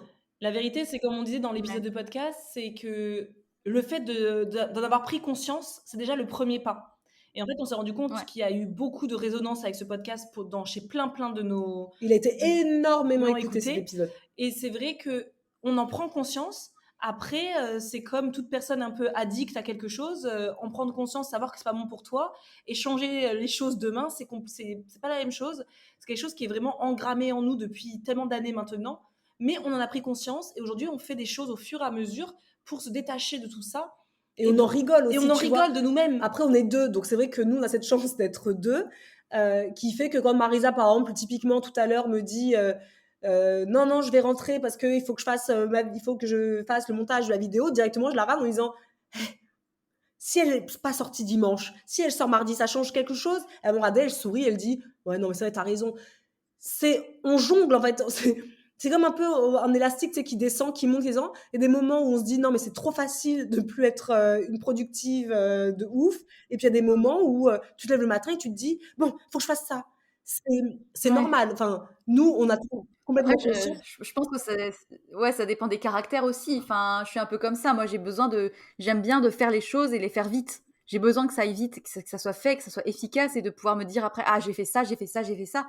Oui, Mais parce que enfin, c'est moi dur, aussi, quoi. j'aime bien. Par exemple, aujourd'hui, j'ai fait plein de choses avant, parce on n'a pas travaillé, mais on a fait plein de choses, tu vois, j'ai l'impression d'avoir travaillé, mais pour mon foyer. Ça me dérange pas. Nous, Ouais, là où on parlait vraiment dans le capitalisme intériorisé dont on parlait, c'est que c'est de la productivité Pression. pression dans un but quand même financier. C'est quand même ça le ouais, capitalisme. D'ailleurs, c'est ça le ouais, ouais. capitalisme, hein, c'est avec de l'argent derrière. Moi, quand j'en fais plein dans ma maison, tout à l'heure, j'ai fait tellement de choses dans ma maison, mais c'était pour moi, c'est pour mon foyer. Je vois pas ça comme de la productivité Mm. néfaste. Ou même si tu travailles et que tu le fais, tu travailles, t'aimes bien travailler, t'aimes bien aller vite, etc. C'est en fait nous vraiment ce qu'on dénonçait entre guillemets, c'est notre façon à nous qu'on avait et qu'on s'est rendu compte que beaucoup de gens avaient, c'est de surproduire. Et en fait, c'est pas genre t'as fait une vidéo toutes les semaines, c'est de se dire ah Isadora et Marisa, est-ce qu'elles ont fait les 2 vidéos de la semaine sur YouTube, l'épisode de podcast qu'il faut faire, les stories tous les jours quotidiennes, être présente sur notre plateforme, en même temps poster du contenu sur Instagram. Ah tiens, il faut faire un podcast. Ah mais en même temps, il y a une marque qui nous a contacté. En fait, c'était devenu tous les jours, tu avais 1000 tâches à faire. Tout Ouais. ça pour gagner de l'argent. Enfin, je veux dire, au bout d'un moment, on s'est dit, mais en fait, après quoi on court? C'est quoi ce délire? Pourquoi on se tue à la tâche et on en oublie totalement notre vie? La vie, elle passe à côté, en fait. Et toi, tu travail, travail, C'est ça. travail, travail, travail. Et ça, nous, on le veut plus. C'est pas facile parce que c'est des choses qui ont été faites dans notre tête depuis des années maintenant. Donc, il faut s'en détacher. C'est pas facile. Et en Non, plus, c'est on a clairement fait pas le facile. choix, on a fait le choix risqué d'être déjà dans cette espèce de désintox de capitalisme, en faisant le choix de fermer une entreprise qui était très rentable et en se retrouvant du coup bah, un petit peu sans revenu. Donc nous, là, on Ouais. fait vraiment un plongeon. Un plongeon, ouais. Un plongeon Ouais. assez incroyable, mais je pense qu'il fait du bien aussi. Mais du coup, vous avez quand même l'intention de rester dans le même secteur, je suppose, alimentation, bien-être. Alimentation, on en parlait, bah, C'est dans quel épisode? C'est l'épisode dernier? Oui, c'est l'épisode dernier sur nos intentions du mois d'août. De toute façon, je pense que l'alimentation, c'est pas un travail pour nous, c'est vraiment notre passion Une première. passion. Donc, Ouais. pour moi, j'arrive pas à imaginer un travail où je ne parle pas de bouffe. Donc, Ouais. ça restera de toute façon, je pense, dans ce domaine-là. Ça, c'est même pas je pense, c'est quoique je sais pas ce que la vie me réserve, j'en sais rien. De toute façon, on sera Castafiore, chanteuse d'opéra. Ça manque, ça Ah bon? m'étonnerait. Ah bon? Mais je sais pas ce que la vie va nous réserver, mais c'est vrai que j'ai Marisa aussi, Ah oui, j'ose non, parler en son nom. complètement. Mais Moi, on a une, c'est l'alimentation, notre passion. C'est un hobby pour nous, c'est notre loisir, notre centre d'intérêt, quoi. et là qui pourrait faire ça que par exemple en loisir. C'est vrai que nous, après tant d'années à parler d'alimentation de façon, on va dire, en métier, je me verrais pas faire autre chose. Mais en même temps, ça peut être aussi des pensées limitantes, phrase que beaucoup de gens aiment dire aujourd'hui. Ça peut être des pensées limitantes, ça trouve je saurais faire plein d'autres choses que. Mais non, j'ai vraiment Puis moi, c'est cet même pas tant amour pour. le fait de me dire que je sais faire autre chose, ça, je doute pas que je me forme et je sais, hein, c'est pas de souci. C'est surtout, moi, je me dis que l'alimentation, ça a des impacts dans plein de choses dans la vie des gens. Et que Ouais. moi, je suis sûre que notre message sur l'alimentation peut être encore entendu et ça peut encore impacter des vies de gens et pas que dans l'assiette, pas que dans la silhouette. C'est vraiment tout un. Donc, moi, j'estime que notre message, il peut toujours être entendu et découvert. Donc, pour l'instant, en tout cas, ce sera l'alimentation, ouais, notre sujet. Mais c'est assez marrant parce que finalement, Instagram, c'est un réseau qui, entre guillemets, nous coupe de la réalité. Et pourtant, l'alimentation, c'est quand même le premier vecteur de partage. Oui. Donc, c'est quand même hyper intéressant comme sujet parce que c'est un moyen justement de partager des bons moments autour d'un repas. Ça a un aspect hyper convivial, en plus de l'aspect santé, silhouette, tout ce qu'on veut. Ça a un aspect vraiment aussi de social, en fait. Ah oui, complètement. L'alimentation, toujours, la cuisine, toujours, c'est pour ça que. Et en plus, nous, on estime qu'on a choisi un secteur d'activité qui restera au top du top jusqu'à la fin, à la nuit des temps, puisque l'être humain n'a pas le choix de manger. Mm. Donc, au moins, comme ça, il n'y a pas, c'est pas un effet de mode, quoi. Donc, oui, l'alimentation restera Quoi qu'il toujours, arrive. quoi qu'il arrive. Après, sur Instagram, là où ça a dérivé, c'est avec ce truc de toujours vouloir faire du beau, du très très beau, et que du coup, ça culpabilise les gens qui, eux, se disent, mais moi, je ne sais pas faire ça, en fait. C'est nous, on voudrait continuer dans cette alimentation du quotidien, ces recettes du quotidien. Alors, c'est vrai que nous, on n'est pas les meufs fancy de l'Instagram game, parce qu'on ne propose pas des assiettes archi élaborées, des trucs comme ça, parce que nous, on parle vraiment de la cuisine du quotidien, et je pense que c'est ce dont les gens aujourd'hui ont besoin. Parce qu'à chaque fois proposer Ouais. des recettes magnifiques, ça te met un niveau de pression où tu te dis, bah, tu sais quoi, je vais rien faire parce que finalement, j'arriverai jamais à faire cette même assiette que cette Instagrammeuse là. C'est trop beau, j'y arrive pas, je lâche l'affaire, quoi. Ouais, mais de toute façon, il y a des déviances dans tous les secteurs et je pense notamment, bah, déjà la déviance du milieu des fit girls parce que bah, comme on le sait, elles ont des physiques qui sont inatteignables à moins de faire 8 heures de sport par jour tous les jours et de manger des brocolis et du quinoa H24. Donc, ça a un côté un peu irréaliste, mais il y a un autre secteur aussi qui souffre de déviance, enfin, je pense, même si je ne suis pas concernée directement, c'est la parentalité. J'allais y venir, Moi, bien sûr. J'allais te dire, je pense que c'est limite, et on est tombé dedans. On a fait un épisode de podcast sur le sujet, ces choses qu'on vous a cachées ou je ne sais plus quoi, je ne sais plus comment on l'avait appelé. On est tombé dedans, enfin moi surtout Isadora, mais en plein dedans. C'est-à-dire que je voyais ces comptes-là, du coup, j'étais devenue limite paralysée avec ma gamine. Faut pas qu'elle regarde la télé, faut pas qu'elle fasse ci, faut surtout pas que je dise non, faut pas que je crie, faut pas que je mange ci, faut pas que absolument. Enfin, à un moment donné, on devient chèvre, et sachant que pour la plupart, ces comptes sont tenus par juste des parents. Il n'y a personne qui est psychologue, psychiatre, qui a parlé de tout ça, hein. C'est vraiment d'un coup les gens qui s'érigent en professionnels parce qu'ils ont eu 2 enfants. En coach de parentalité positive, ce genre de truc. Non, mais j'avais fait un podcast sur la déviance de la parentalité positive, justement, parce qu'il y a un gros, je sais pas, un groupe sectaire de parents, coach de parentalité, qui t'explique que si tu dis non, c'est une violence ordinaire éducative. Que si tu dis des mots négatifs, c'est de la violence éducative ordinaire. Que si tu les mets devant la télé, c'est pareil. Que si tu les laisses pas manger eux-mêmes avec leurs mains, c'est de la violence. que si tu leur mets une cuillère dans la bouche, tu les violes. Enfin, Oui. c'est hyper C'est hyper dangereux, quoi. dangereux et nous, aujourd'hui, au début, nous, on a commencé, la vérité, c'est qu'au début, nous, on a commencé à y croire à tout ça, en fait, et Parce on qu'on veut s'est bien dit: faire, comme «On tout veut bien parent, on veut faire» bien faire. et quand c'est nos premiers Bah, c'est enfants, ça. tu as vraiment ce truc de dire: «Je ne sais pas du il faut que je la maintienne en vie cette enfant, en fait et vraiment le plus longtemps possible», donc on a une pression sur nos épaules et on a voulu faire tout ça jusqu'à un moment donné où je crois qu'on s'est regardé en disant: «Mais On est ce n'est cons. plus Ah non, mais possible». je pense qu'on a de la chance, encore une fois, nous on le dit tout le temps, mais on a une chance inouïe par rapport, je pense, à beaucoup d'influenceurs. C'est que nous, on a une famille très proche, très soudée et qui ne mâche pas ses mots. Donc, au bout d'un moment, quand on le disait à nos parents, les grands-parents, donc, attends, il faut pas mettre de négation, et donc chacun s'amusait autour de la table à faire une phrase affirmative pour dire du négatif, Ouais. je peux te dire qu'au bout d'un moment, tu es Mmh. là, non, il ne faut pas manger, attends. Déjà, Non, je t'as perds pas mes mots. le droit de dire non, ne fais pas ça. Non, ne fais pas ça. Non, non, non, non, faut jamais dire non à un enfant, tu Et vois. on rigolait parce qu'on était là, attends, comment on tourne une phrase négative en affirmatif? Et au fur et à mesure, c'est vrai que nos parents se sont beaucoup moqués de nous, Nos conjoints nos aussi. conjoints, et ils ont accepté beaucoup de choses, j'avoue, beaucoup de choses que j'ai imposées moi, par exemple, à mon conjoint, qu'il a accepté. Mais aujourd'hui, mais qu'est-ce qu'on rit! Et moi, je me dis à chaque fois, mais heureusement que ça n'a duré finalement que 2 ans, ce qui est déjà énorme dans la vie de ma fille, parce que la pauvre, j'ai envie de te dire, avec tout ça, mais j'arrive même pas à imaginer quel type de futur adulte j'en aurais fait.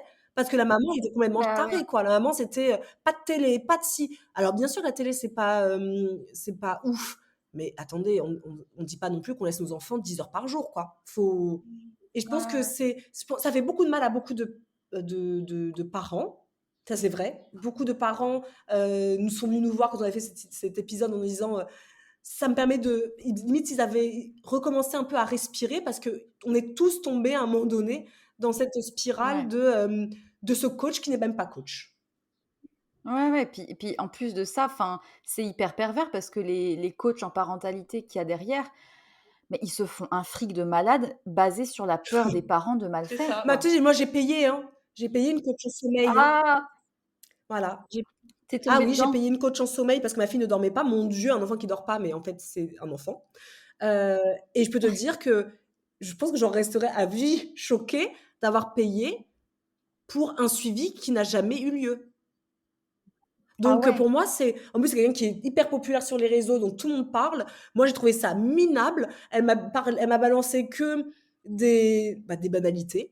Mettez-la dans le noir, Tout ce que tu tout ce avais que tu déjà sais vu sur Google. complètement. Donc, du coup, moi, j'étais là, quand j'étais descendue, mon conjoint, il me dit: «Alors, ça t'a fait c'est bien, on va pouvoir mettre des choses en place». Rien de plus que ce qu'on a déjà fait, en fait, en lisant juste un peu un livre, en parlant avec les gens autour de toi, et c'est là que je m'étais dit Ouais. vraiment: «En fait, on se fout de notre gueule». Ah oui, oui.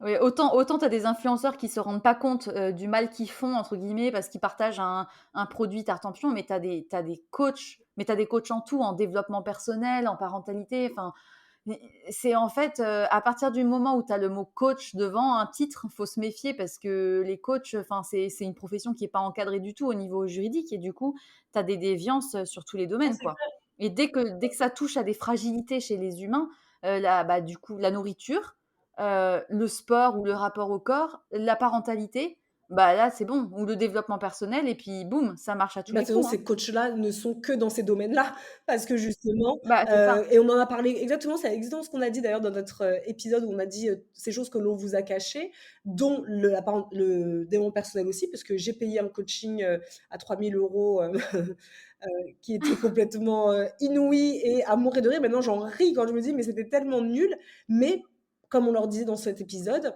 pourquoi je l'ai fait, ou pareil pour, le coaching en sommeil de ma fille, pourquoi je l'ai fait? Parce qu'à cette époque-là, j'étais fragile, et c'est ça qui est Bah, triste, c'est ouais. qu'en fait, on parle qu'à des personnes qui sont fragiles, hem et ça nous percute à ce moment-là, et quand on devient plus lucide, quand d'un coup tout va mieux, on se demande: «Mais pourquoi j'ai fait ça?» Ouais. Mais voilà. Ouais, ouais, non, mais c'est sûr, c'est sûr. Mais c'est de toute façon, enfin, pour moi, la parentalité, c'est un sujet que j'ai enfin, je suis pas maman du tout, j'ai pas du tout ce projet-là tout de suite, c'est clairement pas dans mes intentions. Mais c'est un sujet que je trouve absolument passionnant parce que ça réveille en nous, des histoires aussi de comment nous, on a été éduqués, de comment on a grandi, de comment on se projette sur notre enfant. Enfin, c'est hyper, enfin, je trouve ça hyper intéressant comme sujet et je comprends qu'il y ait beaucoup de monde qui tombe dans le panneau parce que finalement, on doit se sentir tellement vulnérable, on est fatigué, on dort pas, on est perdu, on a envie de faire le mieux. Bah, enfin, tu le combo gagnant pour tomber sur des gens, mal intentionnés, quoi. Complètement. C'est pour ça qu'encore une fois, moi, je dis toujours faire preuve de discernement. Si tu moi, j'ai une personne nous, par exemple, on avait notre plateforme Intention. Nous, on a toujours partagé des recettes. Enfin, dire qu'on n'en fait pas de mal aux gens quand tu partages des recettes. Bon, voilà, c'est rien de fou. Quand on a décidé de créer une entreprise, on a décidé de s'entourer de gens qui ont fait des études dans le domaine, en fait. Mmh. C'est la Mmh. différence. Après, c'est pas parce que il faut faire des études pour être, pour savoir des choses. Moi, j'estime que je fais partie de ces gens qui estiment que tu peux te former sans avoir fait d'études et tu peux avoir métier sans avoir fait Ouais. d'études. En revanche, quand tu commences à parler de la santé des gens, quand commences à parler de ce type de santé physique ou mentale, là, ça devient dangereux. Donc moi, je dis, il faut faire preuve de discernement et que nous, pareil, même dans notre plateforme, on disait toujours aux gens, quand ils commençaient, parce que nous, c'est une plateforme qui était les généralistes, on donnait des conseils généraux Mmh. puisqu'on parlait à plus de 1000 membres. On ne pouvait pas dire, tiens, toi, Ouais. ceci, cela. Mais dès qu'une personne venait nous voir en disant, moi, j'ai ça, est-ce que vous pouvez me conseiller? C'est toujours non. Là, il faut vous rapprocher d'un professionnel de santé, qu'il soit un Ouais. psychothérapeute, que ce soit un psychiatre, que ce soit une naturopathe, une diététicienne, ça peut être plein de sophrologues, etc. On disait là, par contre, ce n'est plus de notre ressort. Donc moi, je pense qu'il faut faire preuve de discernement parce que sur les réseaux, on parle beaucoup de ces fit girls qui font du mal, de ces mecs qui font du mal, mais en fait, il y a énormément de gens qui font du bien, sauf que ce ne sont pas les gens qui sont le plus mis en avant, parce que ce sont des gens qui font des Ouais. choses avec le cœur, avec des valeurs qui leur sont propres, et donc du coup, un algorithme ne met pas en avant. C'est tout bête, c'est aussi bête que ça. Mais il y a beaucoup de gens qui sont dont vraiment le but vraiment premier, c'est de partager. Et même si c'est leur métier, il y a des gens vraiment qui le font avec vraiment, vraiment conscience, quoi. Et il faut juste les chercher. Ouais. Il faut les chercher. Et ça prend du temps. Et c'est vrai que beaucoup de consommateurs aujourd'hui, d'utilisateurs, ils veulent quelque chose qui est pignon sur rue et qui nous saute aux yeux. Et après, on s'engouffre dans une machine de culpabilisation parce que je suis tombée sur un Reels d'une nana. Bim, j'aime bien son compte, mais en fait, elle me fait culpabiliser en même temps. Pourquoi se faire du mal, en fait? Il faut supprimer ça Ouais. et aller à la recherche, ce qui prend plus de temps, mais au moins tu es sûr que tu as une personne qui te correspond plus et qui te fait du bien, qui t'inspire. C'est clair. Mais enfin, moi, c'est par exemple, je suis suivie par un diététicien, dans le cas de troubles Mmh. alimentaires, même si ça va, enfin, ça va beaucoup mieux maintenant, et cetera, mais qui m'a bien aidée à un moment. Et en fait, il y a beaucoup de diététiciens qui ont, pignon sur rue, pareil, qui sont hyper, sur les réseaux sociaux et tout, et ils sont sûrement, très professionnels, mais en attendant, il y a pas de disponibilité avant je sais pas combien de temps, et ils passent beaucoup de temps à créer du Oui. contenu. Donc on peut se dire, bah, du coup, c'est moins de temps passé avec les patients, Mmh. enfin, quelque part. Et moi, je préfère être avec un diète qui est très peu présent sur les réseaux sociaux parce qu'il voit tellement de gens chaque jour qu'il a pas le temps, en fait. Et pareil pour les psys, il y a des psys qui sont sur les réseaux sociaux, qui passent plus de temps à créer du contenu qu'à être avec leurs patients. Bah, moi, je me dis, je préfère être avec quelqu'un qui est pas du tout sur les réseaux sociaux, mais qui Ah mais m'écoute, moi quoi. de toute façon, moi perso, quand, je dois avoir un psy ou un thérapeute, c'est peut-être, la différence nous sommes sur les réseaux, mais moi quand j'ai besoin de voir un thérapeute, et Dieu sait que j'en ai vu, ça n'a jamais été des gens sur des réseaux sociaux. Moi, c'est toujours Oui, bah, et moi voilà. j'ai besoin de savoir c'est beaucoup de bouche à oreille, mais dans un village, dans une ville, Ouais, mais ouais, ouais. c'est un sociologue, une fois, qui disait ça, à partir du moment où, ta carrière devient plus les réseaux sociaux que l'art que tu es censé faire, il faut fuir. Comme un artiste, Ouais, un chanteur qui passe beaucoup plus de temps sur Instagram, pour promouvoir ci et ça, plutôt qu'écrire, voilà, ouais.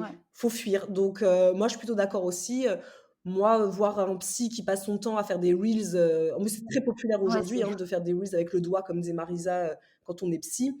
Bon, moi, c'est pas vers là que je vais, mais après, c'est très personnel, hein. Après, chacun voit, ouais, ouais, ouais, mais je suis complètement d'accord avec vous. Enfin, sur ça, je préfère voir quelqu'un, qui est plus discret et qui s'occupe, de ses patients à fond, c'est quoi, vrai. plutôt que quelqu'un qui est dispersé et qui est aussi sur les réseaux Bah, sociaux. c'est ça. Enfin, Après nous, c'est vrai que les 2 personnes avec qui on travaillait sur la plateforme, que ce soit Karine ou Claudie, sont 2 personnes qui ne sont absolument pas sur les réseaux sociaux, ouais, qui n'ont pas de compte, Instagram ou quoi que ce soit, et parfois je me dis: «C'est dommage» parce que quelque part, c'est dommage que les gens n'aillent plus voir les thérapeutes de la vraie vie parce qu'il y a des pépites comme ces 2 personnes qui ont fait énormément de Ouais. bien. Mais après, c'est vrai, quand on a fermé, tout le monde nous dit: «Mais où est-ce qu'on peut les retrouver?» Bah, dans la vraie vie, en fait, et pas sur Instagram. Ouais. Et mais du coup, enfin, je repense au fait que l'alimentation, ça soit au cœur, d'un petit peu de votre vie, que vous ayez arrêté d'utiliser le mot healthy pour, vos contenus et cetera. Du coup, c'est quoi votre vision de l'alimentation saine maintenant? Ouh, Ouh. c'est l'alimentation saine, c'est une alimentation où on mange de tout. Déjà, je crois que c'est le plus gros truc. Il n'y a pas d'aliments interdits. C'est une alimentation qui allie la santé, donc ce qui fait du bien à nos organes, ce qui fait du bien à notre corps, et qui allie aussi plaisir. C'est une alimentation qui est variée, Qui est unique, qui est unique, qui est vraiment à chacun personnel. personnel, qui est variée, qui est Mmh. colorée, qui est de saison, évidemment. Mais voilà, qui est plaisir et santé. C'est-à-dire que nous, aujourd'hui, Ouais. on trouve que dans l'alimentation, on parle toujours du côté plaisir, ou sinon, quand on voit certaines diètes sur Instagram ou d'autres comptes healthy sur Instagram, ils parlent que du côté santé, en Ouais. omettant totalement la partie plaisir. Donc non, pour nous, une alimentation santé, c'est une alimentation qui répond vraiment aux besoins de notre corps, avec des bons micronutriments, voilà, des bonnes vitamines, etc., mais qui répond aussi à ce côté plaisir qui est indispensable, nous, en tant qu'êtres humains. Et Donc voilà. et Ouais. c'est vrai que, et Mais nous, comme on dit souvent, mais ça, c'est vraiment, tout le temps, logiquement, on n'aurait pas besoin de faire 1 milliard de posts, Instagram en parlant de calories comme font beaucoup de comptes, si on mangeait les produits, qui sont, à disposition, qui sont, naturels. Nous, on est vraiment toujours à parler d'ultra transformés. Pourquoi on parle d'ultra transformés? Pourquoi on parle de calories? C'est parce que comme on a tous un peu perdu le fait de manger, je sais pas, comme dit Marisa, de saison, d'aller chez le producteur, d'aller à la ferme. Moi, je me pose pas la question si ma soupe a tant de calories. Je m'en fous. Mais on parle de calories, notamment quand on mange très industriel ou ultra transformé. Et nous, bah, dans notre alimentation saine, c'est on s'éloigne le plus possible de l'ultra transformé et on se remet en cuisine. Et C'est ça le plus surtout, compliqué. L'alimentation saine, c'est la cuisine, c'est cuisiner. cuisiner maison, ouais. Et c'est vrai que Karine, ouais. elle dit souvent cette phrase, et moi je trouve ça est très juste. L'alimentation saine, c'est une alimentation qui est revenue à sa place, en fait. Aujourd'hui, l'alimentation, elle est dans Mmh. toutes les bouches. L'alimentation, elle a perdu, elle est partie, elle a pris une place qui n'est pas censée être la place Prépondérante. prépondérante qu'elle a aujourd'hui, puisque l'alimentation est partout, hein, partout où tu vas, tu vois un kebab, un truc, tu rentres dans les supermarchés, il y en a partout, il y a des rayons qui sont incroyables, mais l'alimentation, et puis aujourd'hui, l'alimentation comble un manque affectif, comble l'ennui, comble le stress, évidemment, hein, guérit du stress, etc.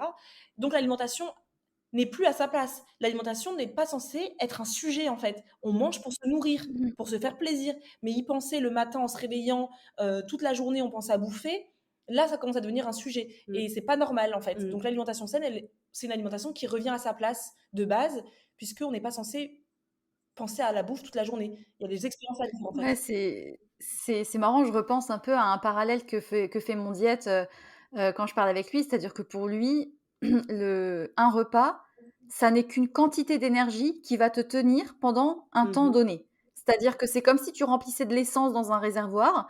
Ton petit déjeuner, ça va remplir ton réservoir pendant 4 heures et puis tu vas être tranquille et puis après tu auras besoin d'à nouveau mettre de l'essence. Peu importe ce que tu mets dans ton entre guillemets, quand je dis «peu importe», j'exagère parce que c'est quand même important d'avoir de tout. Mais entre guillemets, le corps, il a juste besoin qu'on lui fournisse assez d'énergie pour avancer jusqu'au prochain stop, Oui, non, mais quoi. c'est vrai, Et oui. et voilà, et on est entré dans un système où, les assiettes sont parfaites, où il y a à chaque fois écrit les macronutriments, les protéines, les glucides, les lipides. Ça en devient compliqué, alors que finalement l'alimentation, c'est censé rester quelque chose de simple, où juste tu partages un moment idéalement avec quelqu'un, d'un repas que tu as cuisiné avec des produits bruts, idéalement, et au final, tu as de l'énergie pour Mais je continuer, pense que de quoi. toute façon, on ne se pose pas la question du contenu de son assiette quand on cuisine justement avec des bons produits, qu'on Ouais. a cuisiné soi-même, etc. Ou quand on est Euh, bien, et quand on est bien dans sa vie, et parce quand on qu'il est y a bien dans pas, sa il y a, vie, voilà, c'est parce qu'il n'y a vrai. pas que Euh, cuisiner maison, parce que tu peux très bien cuisiner maison et manger, surmanger, mais c'est aussi quand Ouais. il faut penser que l'assiette, c'est pas que l'alimentation, c'est pas que l'assiette aussi, c'est aussi comment tu te nourris de ta vie sociale, et Ouais. tout ça. Donc c'est un vaste sujet, hein. Ouais, ouais, ouais, très, très vaste sujet, mais en tout cas, je vous rejoins complètement sur le côté, allier santé et plaisir parce que il suffit qu'il y ait un déséquilibre dans l'alimentation, tu le vois direct, en fait, sur le moral. Enfin, si tu manges pas assez, bah, tu es déprimé. Si tu manges pas assez, tu pas d'énergie. Si tu manges trop, tu te sens pas bien. Dans tous les cas, les excès sont mauvais et on se rend compte que, finalement, ça a un impact, sur plein de choses, en fait, sur plein de pans de ta vie.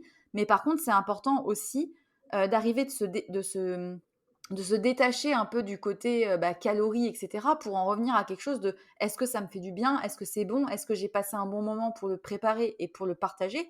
À partir de là, bah, tout va bien, C'est quoi. ça. Et moi, je me dis toujours si déjà parce que je peux comprendre, hein, quand on commence, c'est facile, nous, de dire des choses comme ça, parce que nous, ça fait longtemps qu'on est dedans.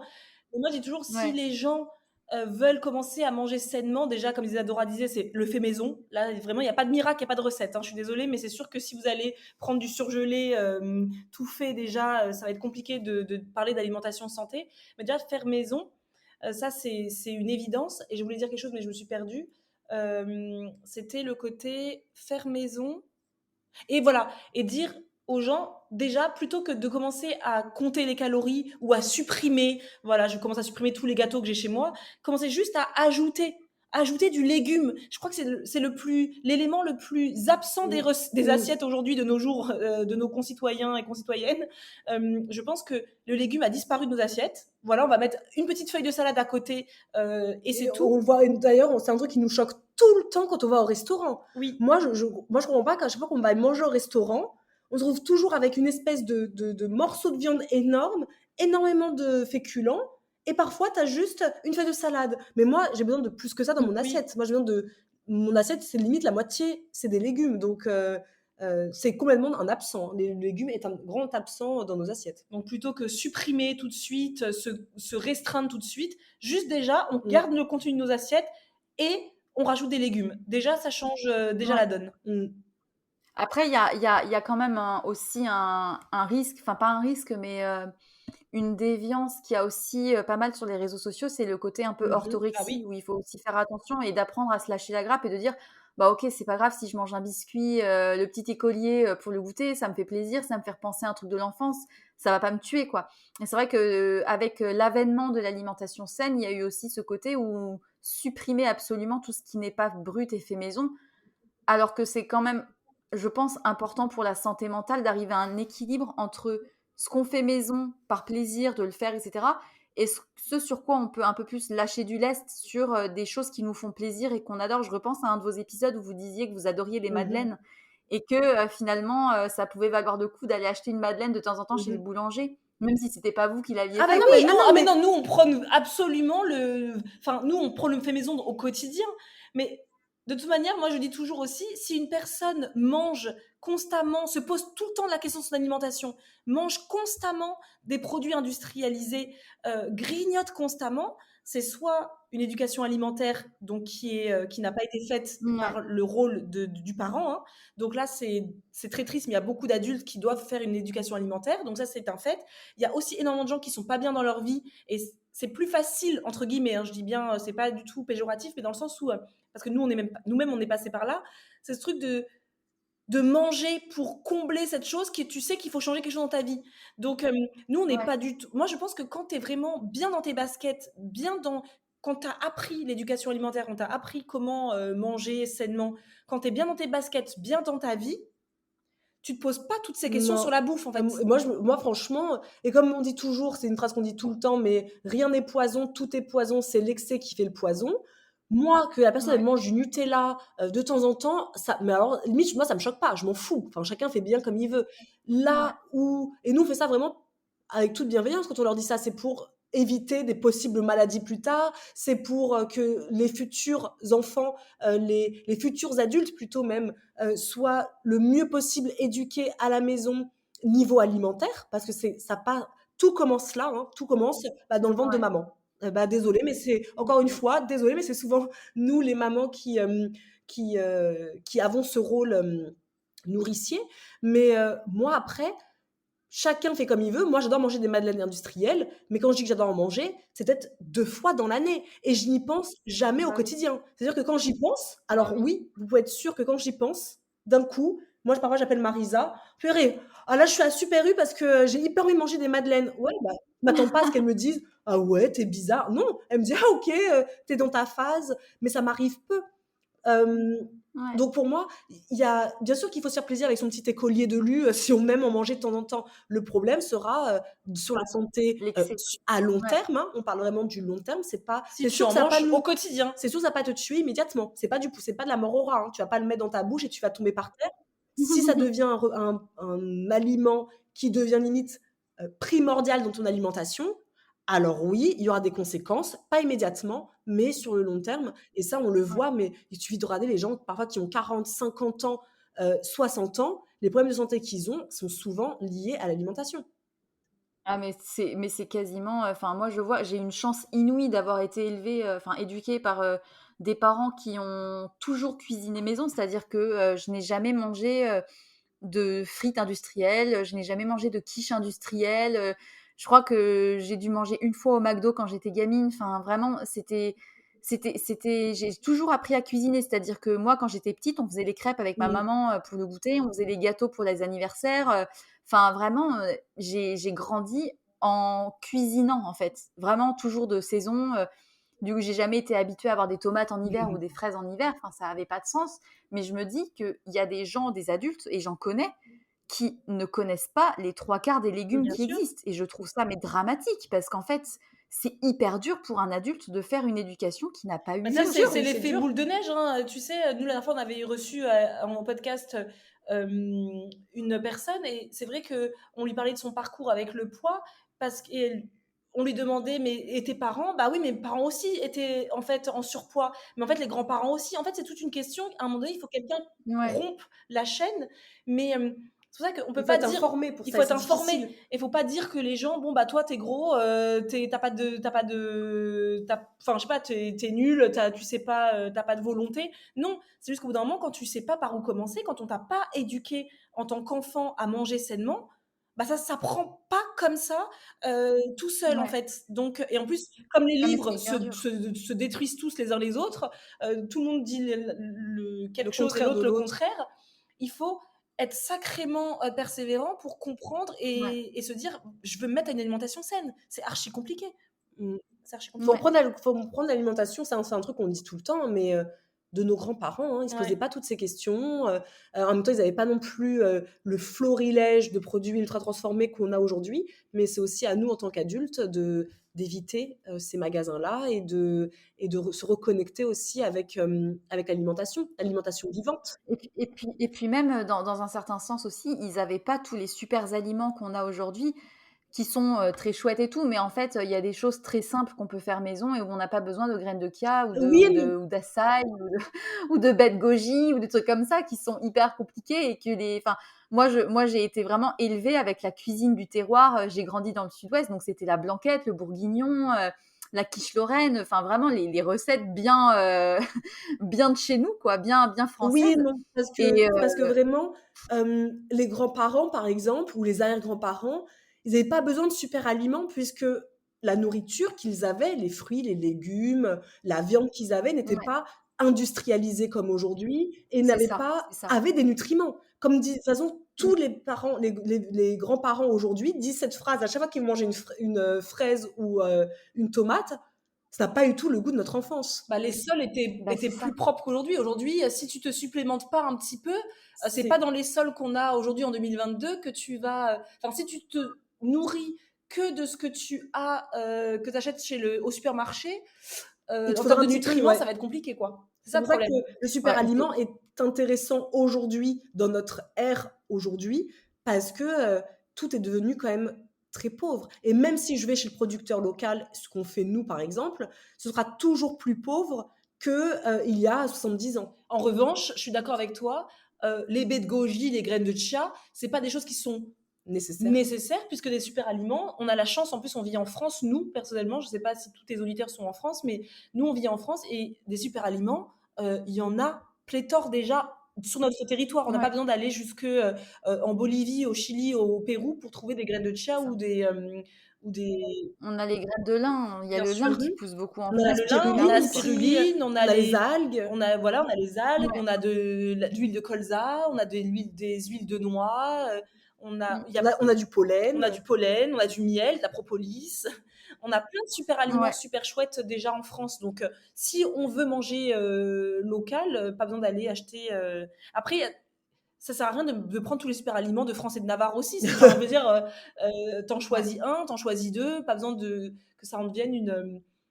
Comment dire déjà, comme disait Karine, si tout le monde déjà de consommer des huiles végétales avec des oméga 3, ce serait déjà pas besoin d'aller chercher bien loin. Tu prends déjà une huile de colza ou une huile de noix, comme tu veux. Tu en consommes déjà tous les jours et c'est déjà le top du top. Ouais, non, mais c'est sûr. Là où c'est un peu plus difficile, je trouve, de trouver de la Oui, qualité, mais ça, c'est parce que j'ai grandi, dans le Tarn où il y a enfin, mon père vendait de la viande, de oui, producteur et donc j'ai grandi vraiment avec, les meilleurs morceaux de viande possibles et je sais que c'est des goûts que je retrouverai jamais à moins d'aller acheter ma viande au fin fond du Tarn, quoi. C'est pas à Paris, même en payant cher en boucherie, que tu trouves de la viande de cette qualité, quoi. Alors, C'est nous, c'est vrai que nous, comme on est en province, nous, on n'est pas à Paris. Donc, déjà, on n'a pas ce Ouais, côté-là. Mais on voit bien la différence quand nous, avant, on achetait de la viande en supermarché. Aujourd'hui, on achète de la viande à la à la ferme. ferme. Et je, ah bah, et je ça peux te change dire tout. que quand on mange de la viande, déjà, on en mange du coup moins, bien évidemment, hein, que quand on Oui, achetait le poulet Lidl à 3,50 €. Le goût est incroyable. Je veux dire, moi, je redis tout le temps, mais les lardons que j'achète chez le boucher sont absolument incroyables. Après, c'est ça la différence aussi, c'est que comme tout est une question de prix, c'est sûr qu'ils seront toujours plus chers, donc on en prend moins, donc on en mange moins, on se fait du bien à soi en en mangeant moins, on fait du bien à la planète aussi. C'est une question de choix, mais une question aussi, comme on dit très souvent, d'information. Il n'y a rien de culpabilisant dans ce qu'on dit parce que on peut pas en vouloir à quelqu'un qui n'est pas informé. ouais. Comment on peut savoir? Nous, c'est notre domaine de prédilection. On s'informe beaucoup. Euh, Personnellement, moi, tu me dis demain, moi, je sais pas, j'y connais pas grand-chose, par exemple, en écologie très profond.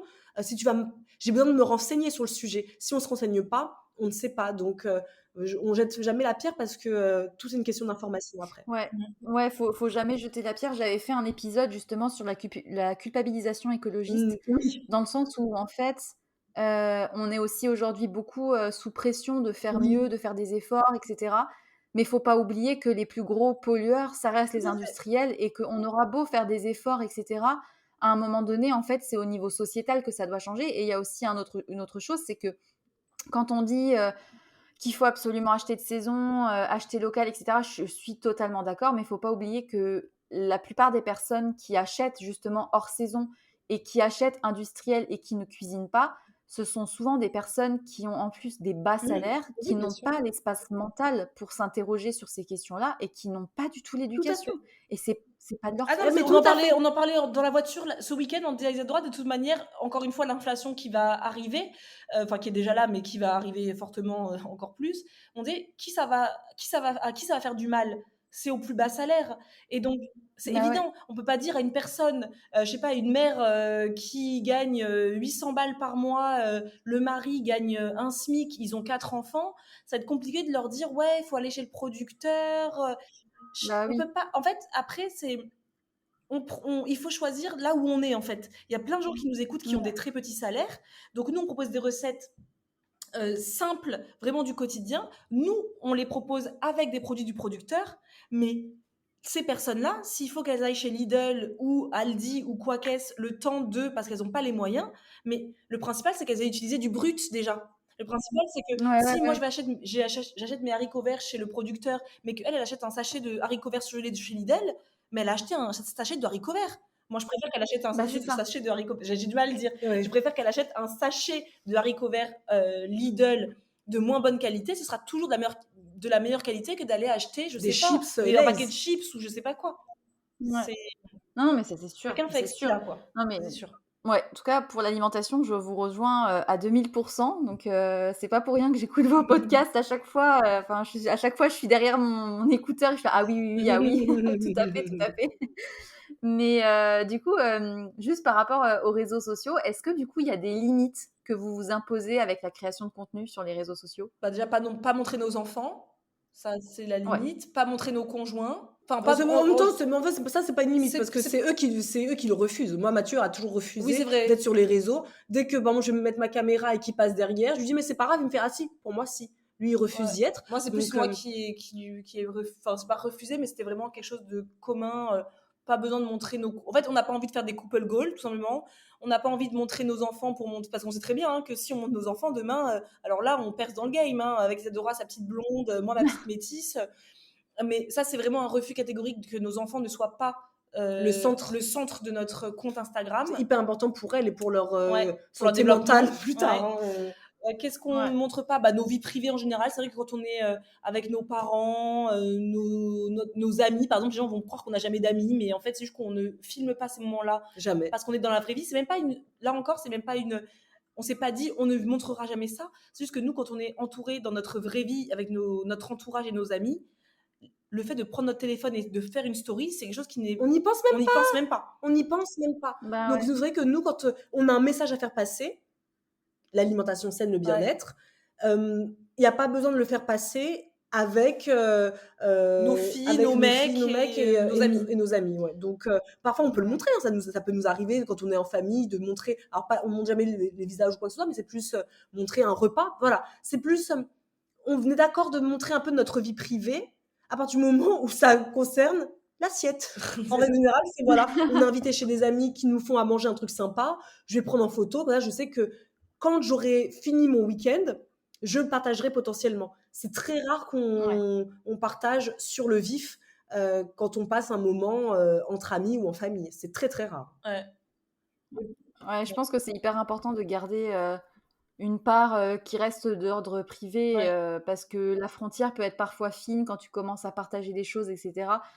Enfin, moi, je sais que j'ai aussi appris à montrer moins, mais «montrer mieux» Mmh. entre guillemets, que des choses que j'ai vraiment envie de partager, plutôt que de risquer après, parce qu'on ne sait pas qui c'est qu'il y a derrière et Exactement. qui regarde. Mmh. Enfin, ça peut toujours se retourner contre soi, en Complètement. fait. Faut être très vigilant à ça parce qu'en effet, on ne sait jamais qui nous regarde et il y a Mmh. autant de gens très bienveillants que de gens malveillants et aussi une chose qu'on s'est toujours interdit de montrer, c'est aussi, notre corps. En général, quand on parle d'alimentation, on va très souvent, se montrer en bikini body, se montrer, bah, pour montrer que ce qu'on raconte, c'est la vérité puisque regardez comment on est, bien foutus. Ça, c'est quelque chose que nous, on n'a jamais voulu faire parce qu'on sait très bien la limite, enfin le côté très, comment dire? Très réseau social, de dire: «Moi, je veux le corps de elle là. Je l'ai vu elle, c'est ça le corps Ouais. que je veux». Alors qu'on a tous un corps qui est totalement unique, des morphologies uniques, une histoire avec, son corps qui est unique. Enfin, ça, c'est quelque chose que nous vraiment mettre en valeur notre corps pour montrer notre point, Notre notre beauté, message, enfin, je veux dire, je vois pas du tout. Ça, c'est quelque chose que moi, je déteste regarder sur les réseaux. C'est quelque chose d'ailleurs, si quelqu'un montre tout le temps son corps sur les réseaux et dont enfin, je sais pas si son feed, on voit majoritairement sa tête et son corps, c'est quelque chose que je ne suis pas. Clairement, bah, je ne suis clairement, pas parce que je sais que le message et biaisé. est biaisé et très pernicieux parce que sous couvert de bienveillance, je vous montre mon corps avec un long message en dessous, très philosophique, etc. Le but, c'était de montrer ton corps. Le but, c'était de montrer à Ouais, quel c'est point ça, tu je suis es... Voilà. complètement Donc ça, je d'accord suis avec vous. pas... J'aime Je suis pas. complètement d'accord avec vous. Vraiment, on voit des comptes, où il va y avoir un pavé pas Oui. possible pour raconter, le fait qu'il faut s'accepter dans la vie et cetera et tu vois un corps trop bien foutu et Moi, tu es là: je «Bon trouve que d'accord», c'est des enfin posts hypocrites. Moi, c'est vraiment de l'hypocrisie des réseaux sociaux. Ça, c'est un truc vraiment, je ne m'y fais jamais. Avoir une meuf dont le feed Instagram souvent est juste bombardé de photos d'elle en bikini et qui te parle de développement personnel, de vie, de trucs. Et t'es là, mais est-ce que tu avais besoin de partager ce message en montrant à des femmes c'est ça. parfois fragiles à quel point tu es une bombasse? Je pense qu'il y a des moyens différents. En fait, te montrer ton corps, moi, j'en ai rien à cirer, tu fais ce que tu veux, mais que tout ton feed ce soit toi pour passer un message, je trouve que Ouais, c'est un peu ouais. hypocrite là. Je pense que tu te fous un peu de moi et moi, comme je suis, j'ai le nez en fait, je le sens, je ne cautionne pas et donc je ne valide pas et je ne suis pas une de tes, recrues, sur Ouais, Instagram. d'ailleurs, on suit d'ailleurs aucun compte Non. quasiment. Alors moi, certaines montrent, comme dit Marisa, voilà, si c'est une photo sur 15 où tu me montres parce que tu es à la plage et que tu as kiffé ton moment, rien à faire, hein. Donc on en suit des comme ça. Mais alors ah ouais, moi les comptes et en plus on les voit à 10 kilomètres, bah, moi vraiment moi c'est limite, je fuis Oui. en me disant: «Ah OK, Ouais, elle ouais, se ouais. kiffe et il va falloir Voilà. qu'en plus son ego soit encore plus, nourri par nous-mêmes, par tous nos likes. Non, non, non, non, j'ai pas le temps pour ça. Moi, j'ai une enfant à élever et que je veux pas élever justement dans ce monde moi, j'ai une belle fille de 15 ans et à chaque fois, je me dis, pourvu qu'elle ne rentre pas un jour en me disant, Je suis trop je suis trop grosse. grosse, j'ai vu ça sur Instagram. C'est limite, vraiment, le fait d'avoir une fille, c'est limite ma hantise au côté-là. Ouais. Donc, c'est tout un travail à nous, de parents, et en plus, quand on est nous-mêmes, entre guillemets, influenceurs sur les réseaux, c'est hyper important, c'est à nous de les protéger le plus Ouais. possible de tout ça. Ouais. Non, mais carrément. Et mais du coup, quel conseil vous donneriez pour utiliser Instagram de façon safe, que ça soit pour les utilisateurs ou pour les influenceurs? Bah, moi, je dirais, alors pour les utilisateurs, moi, je dirais un seul conseil: est-ce que ça vous fait du bien? Voilà. Supprimer, voilà. Est-ce que le compte que vous voyez vous fait du bien? Même si c'est le nôtre, on s'en fout, Oui, on s'en fiche, supprimer notre compte. On le verra pas, nous, vous Nous, on savez. voit pas, oui, c'est clair. Et puis non, il y en a pas mal qui nous ont dit à un moment donné, vous m'avez plus fait du bien, donc je suis partie, je reviens. Il y a aucun souci, il faut. Pour moi, c'est vraiment la seule question à poser, c'est est-ce que ça vous fait du bien? Si oui, bah tu restes, c'est super. Si ça fait pas de bien ou si ça ne t'éveille à rien, bah je vois pas l'intérêt d'y rester. Voilà. Moi, c'est ça pour l'utilisateur. Oui, et moi, c'est pareil, ce sera le même conseil, mais un autre conseil, c'est aller à la recherche des créateurs qui le font vraiment avec de vraies valeurs. Il y en a plein. C'est pas ceux qui sont le plus montrés, que ce soit sur YouTube ou sur Instagram, mais je vous assure que si vous cherchez des gens qui partagent vos valeurs, il y en a forcément. Et c'est pas ceux qui ont pignon sur rue toujours. Donc voilà. Après, pour les influenceurs ou les créateurs de contenu, c'est compliqué de donner des conseils parce que moi, je pars du principe que si tu vas sur les réseaux, c'est que tu as un message. Mais en fait, je vois qu'il y a tellement de gens qui n'ont rien à dire, mais qui y sont. Moi, le seul truc, c'est est-ce que tu es venu avec un message? Est-ce que tu es venu pour des bonnes raisons? C'est quoi la raison pour laquelle tu es sur les réseaux, en fait? Est-ce que c'est pour nourrir un ego parce qu'en fait, tu as posté une fois par erreur une photo et que tu as eu v'là les likes et tu t'es dit, bah, je continue, c'est sympa? Ou est-ce que tu as vraiment un truc que tu as envie de... Le message, c'est pas forcément des messages philosophiques, tu peux juste avoir envie de divertir. Tu as le droit d'avoir juste envie de divertir, d'inspirer quelqu'un parce que tu fais de la déco, je sais pas. Mais est-ce que tu as vraiment une vraie ambition derrière ton compte? Et si tu as une vraie ambition, le reste, normalement, doit te couler dessus, en fait. Si le nombre de likes et tout, ça devrait te couler dessus. Ça, c'est vraiment le truc. Et moi, je dirais aussi, vu le monde dans lequel on évolue, franchement, le plus possible, partageons une vie déjà réelle. Alors, je dis pas, on n'est pas du tout parfaite, loin de l'écologie. Je te disais tout à l'heure, moi, l'écologie, limite, je suis pas la mieux informée. Mais les placements de produits à tout va qui détruisent, qui vont au fur et à mesure détruire la planète, etc. Moi, je dis à un moment donné, soyons un minimum tous. Alors, je dis pas, je vais pas me faire peur par rapport à l'écologie parce que moi, je ne m'y connais pas non plus. Mais on voit quand même ce qui se passe quand même. On sent qu'il y a quelque chose qui se passe dans le monde aujourd'hui. Et je trouve que c'est quand même dommage que les influenceurs qui ont leur mot à dire, parce qu'on est là, on est visible. Ça ne veut pas dire tous les jours dire écologie, nous on le dit jamais d'ailleurs. Oui. Nous on le dit jamais, mais en parlant de manger de saison, aller chez le producteur, voilà, etc. C'est un peu ça. Et en proposant des marques avec qui on collabore, qui sont soit naturelles, etc. Bon, bah quelque part, on montre un petit peu notre opinion. Mais moi, je pense que ce serait important, oui, que de plus en plus d'influenceurs, et notamment ceux qui sont les plus connus, qui sont les plus influents, puissent sensibiliser parce qu'on sait très bien que c'est les jeunes qui les regardent. Et si les jeunes ne sont pas sensibilisés à un minimum un peu d'écologie, sans être chiant, mais juste... on peut sensibiliser aussi de façon fun, sympathique, etc. Je pense que ça devrait être la priorité des influenceurs aujourd'hui aussi. Et après, ça c'est très personnel, ils ne le feront jamais, donc c'est pas ça qui rapporte de la thune. À partir du moment où, de toute façon, c'est pas l'écologie, je veux dire, les marques éthiques, on va pas se mentir, elles payent pas grand-chose par rapport à une marque qui te propose du 5 000 € parce que tu es un gros industriel. C'est sûr que c'est pas eux qui payent, donc je les comprends aussi de pas vouloir le faire. Chacun ses valeurs. Ouais, bah écoutez, je suis complètement d'accord avec vous sur les limites à poser et les précautions à prendre pour les réseaux sociaux. J'ai une dernière question à vous poser. Qu'est-ce que vous évoque la phrase « Sois sage et parle fort » ? Ah, moi, je trouve que ça nous correspond très bien. Parce que nous, on est des personnes hyper sages dans la vie. On est les bonnes élèves, on est les bonnes petites élèves. filles modèles. On n'a jamais fait de crise d'adolescence. Nous, on est les bonnes petites filles, les bonnes petites filles sages, très sages, mais qui avons réussi, je pense, à parler suffisamment fort pour avoir un impact dans la vie des gens. Donc moi, je trouve que c'est une phrase que j'ai toujours beaucoup aimé d'ailleurs de ton podcast. Ouais. Il faudrait marquer « Sois sage, parle fort et vite ». C'est ça. Mais notre mère nous a toujours dit depuis notre temps d'enfance, parlez moins fort les filles. Mais c'est vrai que moi je trouve que c'est une phrase qui est hyper importante. On va redire, mais pas aussi sur les réseaux, parce que moi j'ai toujours été très comment dire ça.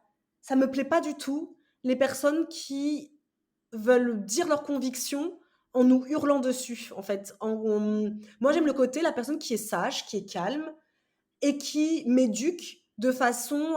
elle parle fort, je l'entends, mais sans qu'elle me hurle sur le... Tu ne te sens pas agressée. Tu ne me sens pas agressée. Et c'est ça que moi, ça m'évoque, Sois sage et parle fort. Quand j'écoute ton podcast, je me dis jamais, elle me juge, elle me crie dessus, elle m'oblige demain à être à fond écologie, ou elle m'oblige demain à être à fond vegan, tu vois. Ça, j'aime pas trop, moi, quand on veut me convertir à quelque chose de façon peu élégante en me hurlant dessus. Moi, je trouve que ton podcast me fait penser à ça. On est sage, on parle gentiment, calmement, mais on a une conviction qu'on partage au monde. D'accord. Bah écoutez, j'aime bien votre interprétation, ça me va. Je vous remercie beaucoup d'être venu sur le podcast, c'était très chouette, c'est passé vite. C'est super vite, j'hallucine 1h40. Ouais. Bon courage.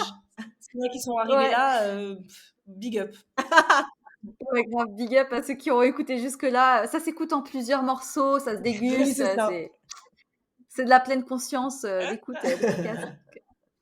Non, mais en tout cas, c'était vraiment très, très chouette. Donc, évidemment, je mettrai en description de l'épisode les liens pour vous suivre, même si, à mon avis, on vous connaît déjà, parce que vous êtes interplanétaire, au moins. Oui, bien sûr. Mais non, mais je remettrai les liens vers votre réseau social, puisqu'on en a longuement parlé quand même. Et puis voilà, ça sera tout pour moi. Merci beaucoup de nous avoir invités, c'était très sympa. Et puis on espère que ce qu'on a raconté aura un sens pour les gens qui t'écoutent, que ça aura permis. Voilà, j'espère à tous que ça vous aura intéressé. Que voilà, n'hésitez pas à réagir à tous nos blabla. Vous savez où nous trouver. Donc voilà, merci Avec encore. plaisir, merci à toi. À bientôt. Merci, très belle journée. Et surtout, n'oubliez pas, soyez sages un peu, mais parlez fort, beaucoup.